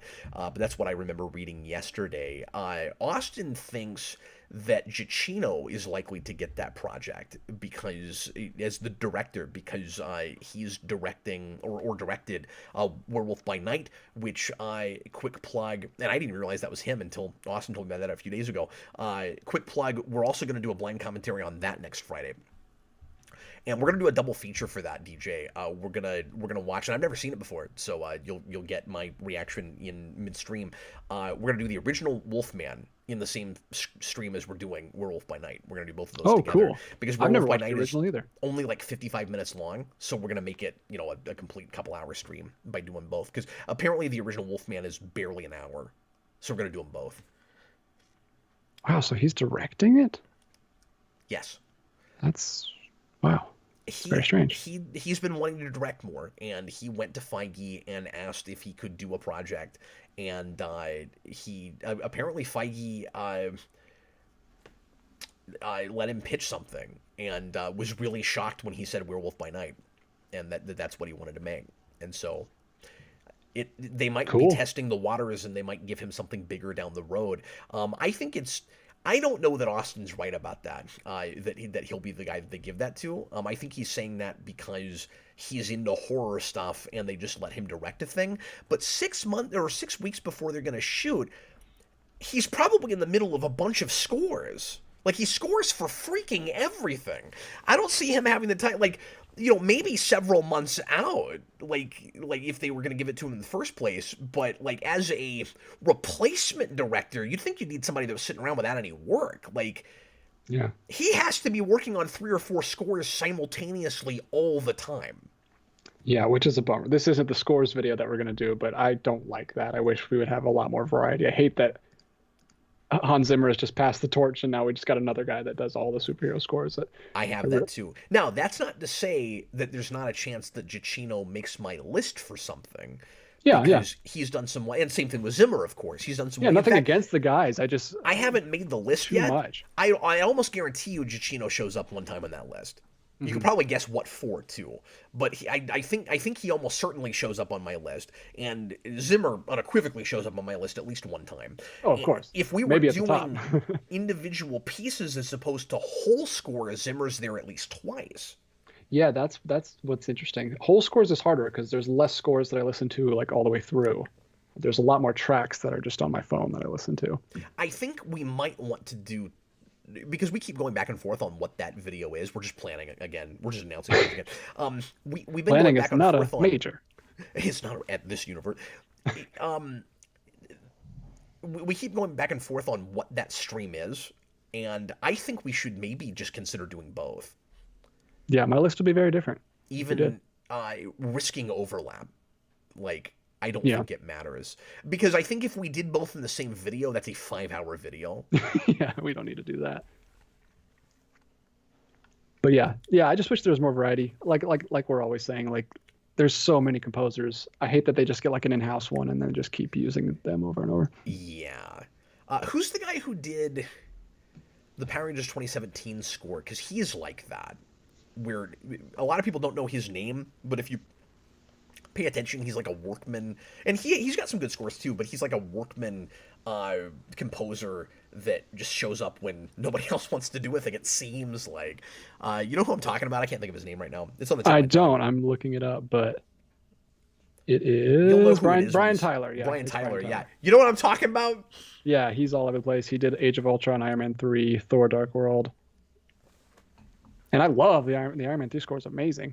But yeah, he just gets, because they can't make masterpieces for everything. If they're doing every single superhero thing, then something's going to not get the right treatment it should. AMC Comics says, remember Cap Zimmer also did Pirates of the Caribbean? Well, of course. I'm gonna blow your mind right now, unless you happen to know this DJ. I don't know. I started showing a movie to my kids today that I liked when I was a kid that I thought they might enjoy. It's on Disney Plus. A lot of you guys will know about this. It was a John Candy movie called Cool Runnings, 1993. Oh, one of my wife's favorite movies. Composed by Hans Zimmer. Did you know that? Did you know that Hans Zimmer did the score I did not. for Cool Runnings of all things? I did not. It's not memorable because there's a lot of it depends, because there's a lot of what I think of as incidental music in that I assume Zimmer didn't compose. Maybe he did some of the actual Jamaican stuff in that. I'm not sure now that I'm thinking about it, because if he didn't, his job would have taken him about a weekend, because there's so little orchestral score in that movie. Yeah, Hans Zimmer also, fun fact, did the score for the DreamWorks film Madagascar, and it is really, really, really good, and like way better than that film deserves. I didn't know that. I've never seen that movie. Robert Wild, I love Brian Tyler's Iron Man 3 score. I forgot that was Tyler. Yeah, I liked his main theme for that a lot, and then he really won me over on it and maybe decided it was one of the best, if not overall scores, best themes in the MCU. See, that's another video we could do. What's that? Just superhero themes. But what I was gonna say is with the redux of it that makes it sound like during the end credits, 80s action show over the 80s, over the closing credits. It's so good. But you're right, like. Well, and then it's like, if we do a video on individual tracks, do we leave themes out so they don't overtake that? Yeah, it's tough, right? We could do a whole month on it. We could come up with a 4th topic and just do 4 weeks of this. Yeah, superhero scores month. All we're doing is listening to scores. Yeah, because it's tough, because Iron Man 3 would fall into that category, because it is one of my all-time favorite themes, But the rest of the score is Is more of fine. it's for an intrigue movie, right? It's for like a spy movie, so Yeah. it's very incidental. It's made to be it's great for the source material, but it's not one that I listen You're not to going to a listen lot. to on its own. Yeah, it's Yeah, more ambient. ambient. That's the I word I guess was is what thinking. you're saying. Yeah. Yeah, but the theme is incredible. I totally agree with Daniverse on that.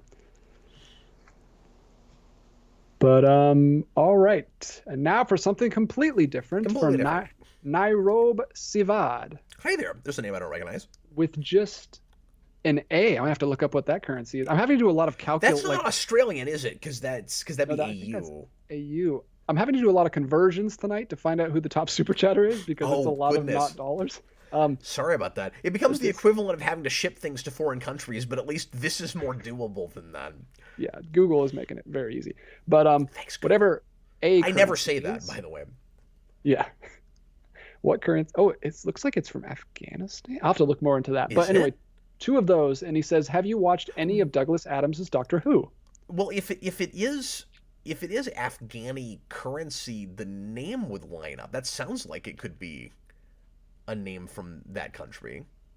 Yeah, I don't know. I'm getting a lot of different Oh, okay. things on Google immediately when I Probably that part of the world, though, right?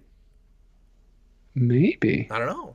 Have to Anyway, let us know if you're still let in the chat. Let us know let because us I'm know where you're interested. from. We're curious. We're just curious. And thank you for this question. Any of Douglas Adams' Doctor Who? Yes. One of the only series pre modern Doctor Who that I've seen is The Key to Time, and Douglas Adams wrote some of that. I think he wrote apart from that also, and his scripts. You can certainly hear his voice in them. And Doctor Who already is somewhat Douglas Adamsy, and I've said forever that he could that they easily could pardon me sandwich together those two continuities and put them together.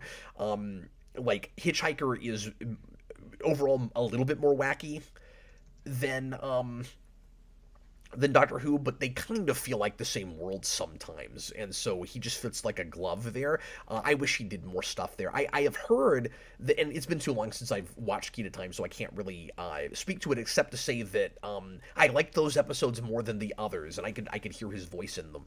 I have heard, if memory serves, that he has also written at least one, if not more, of the radio plays for Doctor Who and or the audio dramas. And if that's the case, I need to listen to those because he starts in that world. Hitchhiker's Guide to the Galaxy begins as an audio drama before he turns them into novels, and that's my preferred way to consume that material.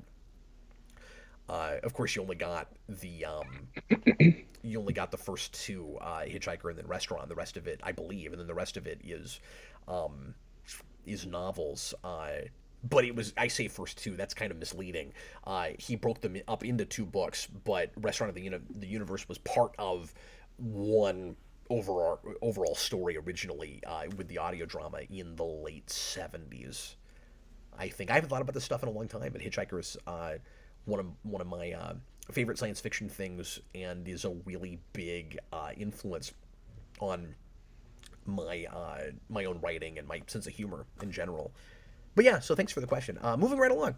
All right, so I did get a follow up. Apparently, this is just a confusing thing because Australian currency, the Australian dollar, can either be AU, or AUD. So he is from Australia. He I let us know. wonder what. Okay, well, forgive me for thinking you were from a different part of the world, but I wonder what denotes when you leave a super chat which of those three you end up with. This is not interesting to anybody but us, I'm sure. Yeah, he said it should be Australia because that's where I'm from. My username is just nonsense. Oh, that's great. And then we have one more from Nicholas Robinson. Well, you fooled me. I didn't. It didn't sound like nonsense to me. It sounded like a name. Sounded very legitimate. Yeah. Yeah. It sounded like a Middle Eastern name, like it could be. But that tells you what I know about that part of the world. Okay, moving right along. Go ahead. Nicholas Robinson, $2. Did TNG improve after Roddenberry passed away, in your opinion? So the technical answer to that is kind of, because Roddenberry dies just around I want to say the 100th episode of that show. So I mean, he's there he's not in good health and he's barely involved at all. But I want to say middle of 4 or beginning of 5, somewhere around there. So I said kinda. I'm gonna go with not really. I'm gonna say the quality of that show basically stayed about the same and then dropped a little bit by the end. So TNG's heyday, when it was at its best, or when it kind of leveled off and this is the quality of the show, was middle of season 3 into 4. And Roddenberry is still alive, but he's not real involved with all that. So you can't give Roddenberry a lot of credit for when TNG grabbed people's interest as much as it did, and when it did a lot of its best episodes, I don't think. So it really just becomes a technicality of when he's alive versus when the best seasons happen and when the best episodes happen. He's dying around seasons 4 and 5. That's when it's at its best. But like I said, it turned around and really became what it was in 3, and he's still around for that. But he's not really running the show. Berman is running things more or less at that point, I believe, if memory serves. So what I'm saying is, if it did, it didn't really have anything to do with his dying.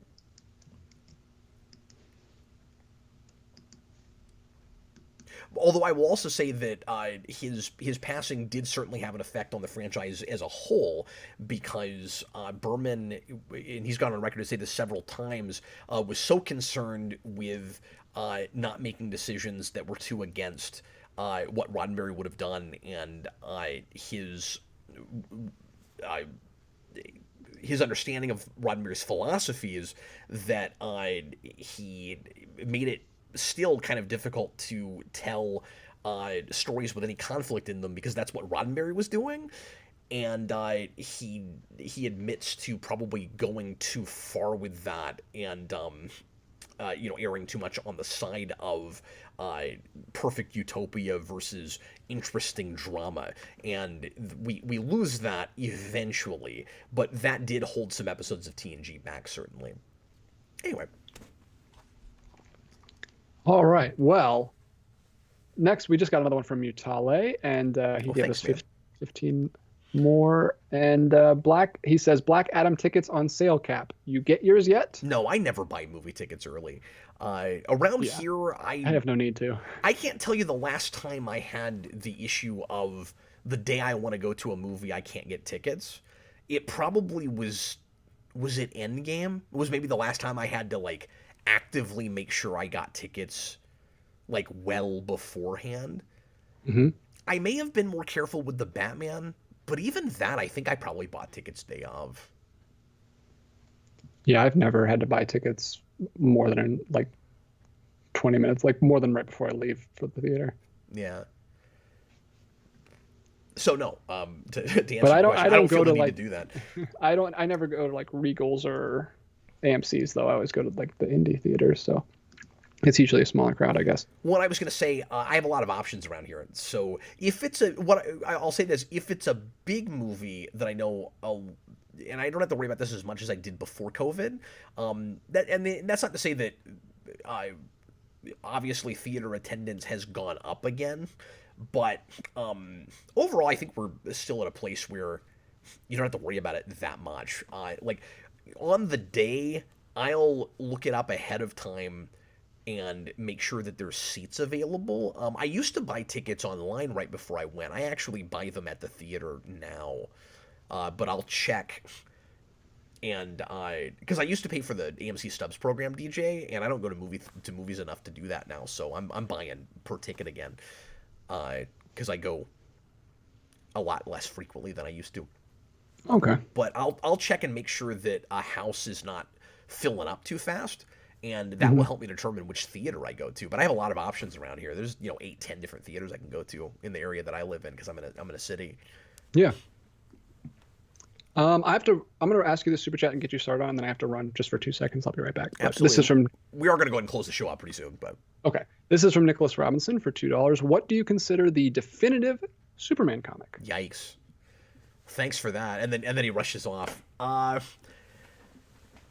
So this is one of those things where every time, definitive or favorite or whatever comes up, I'm always going back to all the same material, and I always feel like I'm repeating myself too much, which weirdly makes my mind kind of blank.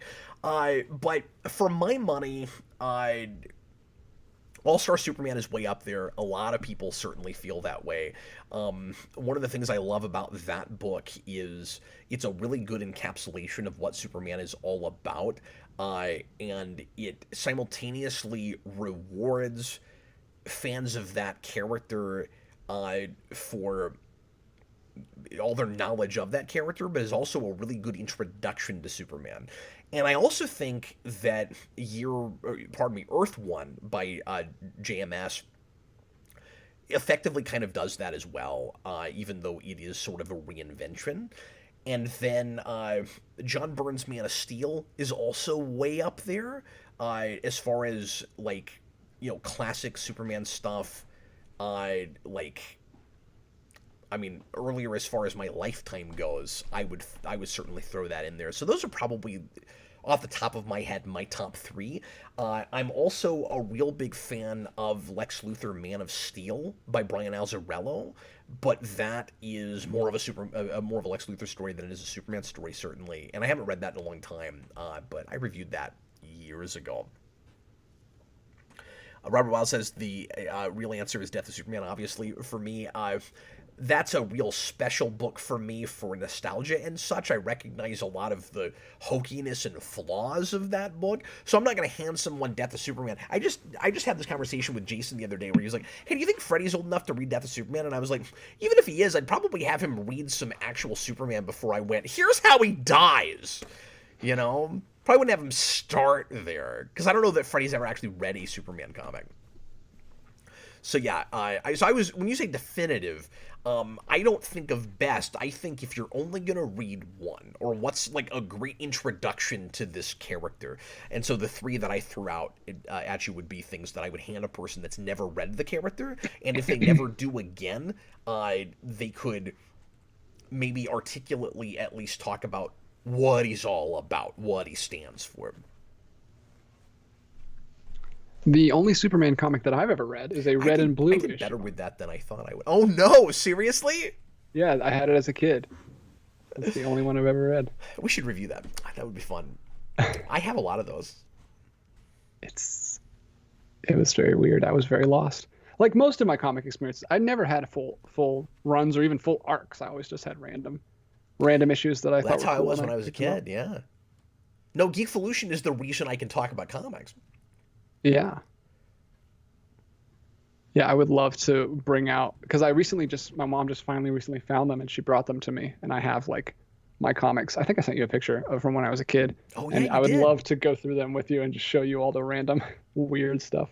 One idea I had for the 24-hour stream, and I'm getting really into this DCAU idea. So, and of course we're doing the super chat thing tonight, so I'm locked in now. I'm married to it. But one idea I had was I've never done a collection video on my full comic collection, and I thought it would probably take about that long. Yeah.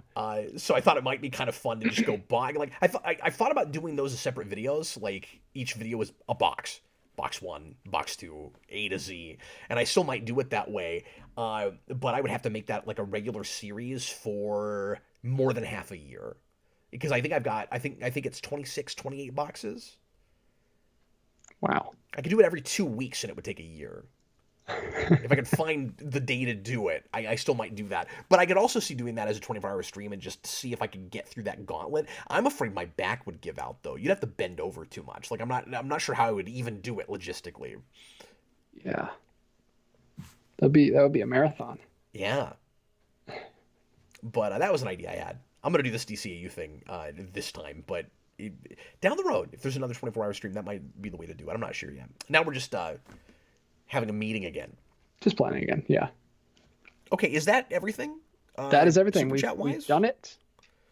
Okay, we're at 2 hours. Such a close race. I can give you the Robert Wild just popped more. Okay, but we are going to say that's the in the super chat. So if any more super chats come in, they're not going to count for the goal for the top super chatter, because we're going to announce that here in a second. So if somebody decides to leave another one, just know it's not going to count, and we're ending the show. Anyway, I'm sorry. Go ahead. Robert Wild says $2. Kingdom Come is the definitive Superman for me. I'll let the Nicholas Robinson one count too, because that came in probably as I was saying that, because everybody's going to be lagging behind like 20 seconds. Oh, that's a big upset then. Oh no, is it? Is that unfair? Should I not allow that? Because the problem is I don't know that he could have heard me say that when he put that. Did you see him saying when he put that in? So I'm trying to be fair. I'm gonna really piss somebody off here, aren't I? Wait, hold on. Yeah, I think okay. We're gonna make him arm wrestle. Yeah, that I think that helps. That has Nicholas Robinson taking it, I think. I don't think he could have heard me say that when he put that in. Yeah. I'm sure it's fine. Because that was his third one, I think. Robert Wild says Kingdom Come is definitive Superman for me. I like that a lot. I would definitely put that up there. I wouldn't call it definitive Superman comic because it's more of an event DC universe thing on the whole. It's more about the Trinity. So no, he already won before that one. So fine. Good. Okay, cool. I don't feel as bad then. But yeah, I was only counting books that have Superman in the title. Oh, okay. Yeah, so he had 3 super chats with a total of 6, which won it over Matalo at 5.57, which I had to convert from South African rands to dollars. But Nicholas Robinson just sealed it because he went from 6 to 8 with that last one, which is what is the definitive Batman comic. Okay, well, cool. Thanks, Nicholas Robinson, Mr. Robinson. So appreciate that.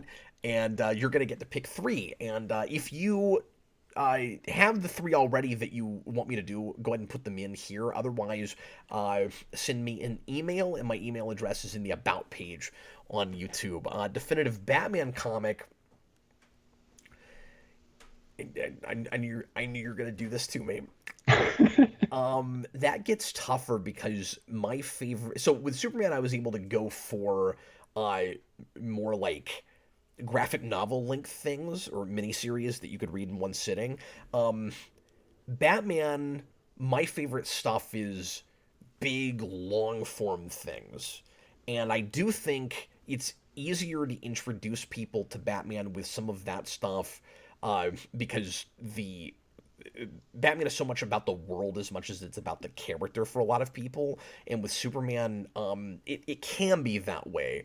But I think there is kind of an inversion. I think there's a yin yang with those two characters for a lot of us anyway. So it's hard for me not to actually throw you the Nightfalls and the No Man's Lands. But if I have to pick a smaller, like read it in one sitting thing, of course the first thing that comes to mind for me is Year One. But then that's a Gordon story before it's a Batman story. So like I don't know, there's so many like really good contenders for, you know, nice standalone read by itself, so like Snyder's Black Mirror and things like that. I think definitive is much harder for Batman. Because there's so many good like detective stories and you know, Batman versus Joker stories and stuff like that. So like I don't go to the Long Halloweens and stuff because that book does not hold up the way I remembered it, and I don't go to Killing Joke either. Killing Joke, I think, is liable to turn some people off to Batman because it's so, I don't want to say mean-spirited, but like that's such a rough story. I don't think it's a good starting place for Batman.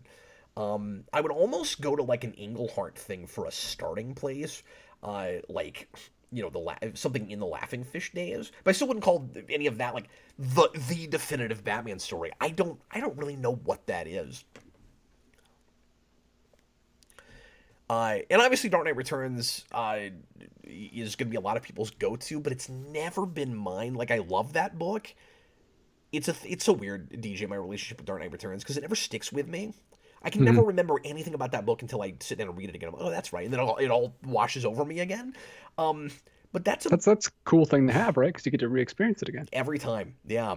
And then it just makes me question my own memory. Hey, it's not a bad thing.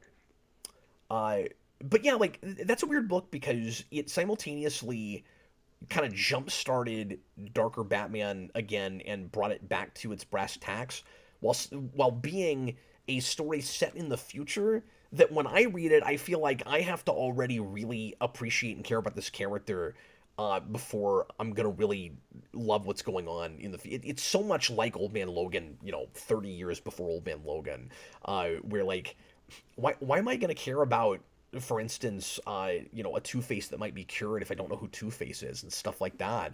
Uh, so it's weird how it reinvigorated Batman, but personally, I feel like I would not have really known what I was looking at or cared if I was not already a Batman fan when I looked at that. But apparently, people don't have that with it.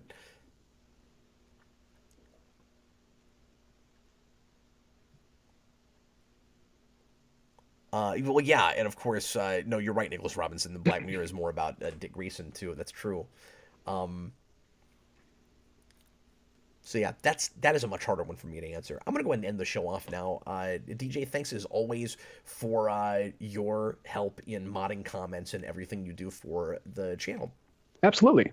Nicholas Robinson, you took it. Let us know what your 3 picks are. And yeah, so Nicholas Robinson, if you're able to get that in as we're closing up the show, I'll see it. But if not, feel free to take your time and think about it. And they can all be from the same show if you want. They can be from 3 different shows. It's totally up to you. But once again, if you want any 2-parters, I can't remember if there are any 3-parters as far as like the same title for all 3 episodes, but anything like that, they are all gonna count as individual episodes, so I'll only take an hour of material from you, 3 20-minute episodes, and we'll do this again next week, so somebody else will certainly get the chance to pick some episodes, and I might put my feelers out and let you guys recommend some things before I do that as well, so a lot of you guys will probably get to help me choose some things. And in the meantime, thanks a lot for watching, guys. I'm going to be back here in about half an hour or so with Austin to talk about Perfect Blue. And my mouth's about to fall off. I've been talking for so long, so it's probably going to be a lot of Austin talking about Perfect Blue. But I certainly have some things to say and really enjoyed watching that movie. And it's disturbing. It's going to be an interesting thing to talk about. But in the meantime, thanks for watching the Captain Logan Show. After tomorrow night, again, we're doing Rob Zombie Monsters tomorrow night. We've not watched it. Austin's watched the first 10 minutes, but beyond that. And we're going to be watching that and responding to it. So come watch that with us if you are so inclined, if you have the gumption. And then Monday night, I'll be back with with another Superhero Rewind Unscripted, doing RoboCop 3 is what I'm working on right now. This was the one people voted on, so my apologies. RoboCop 3. And in the meantime, I was Captain Logan. This was DJ Martinez. Bye, guys. Had fun. You guys are wonderful. We sure appreciate you. And it was a really enjoyable show, as always. Bye, folks.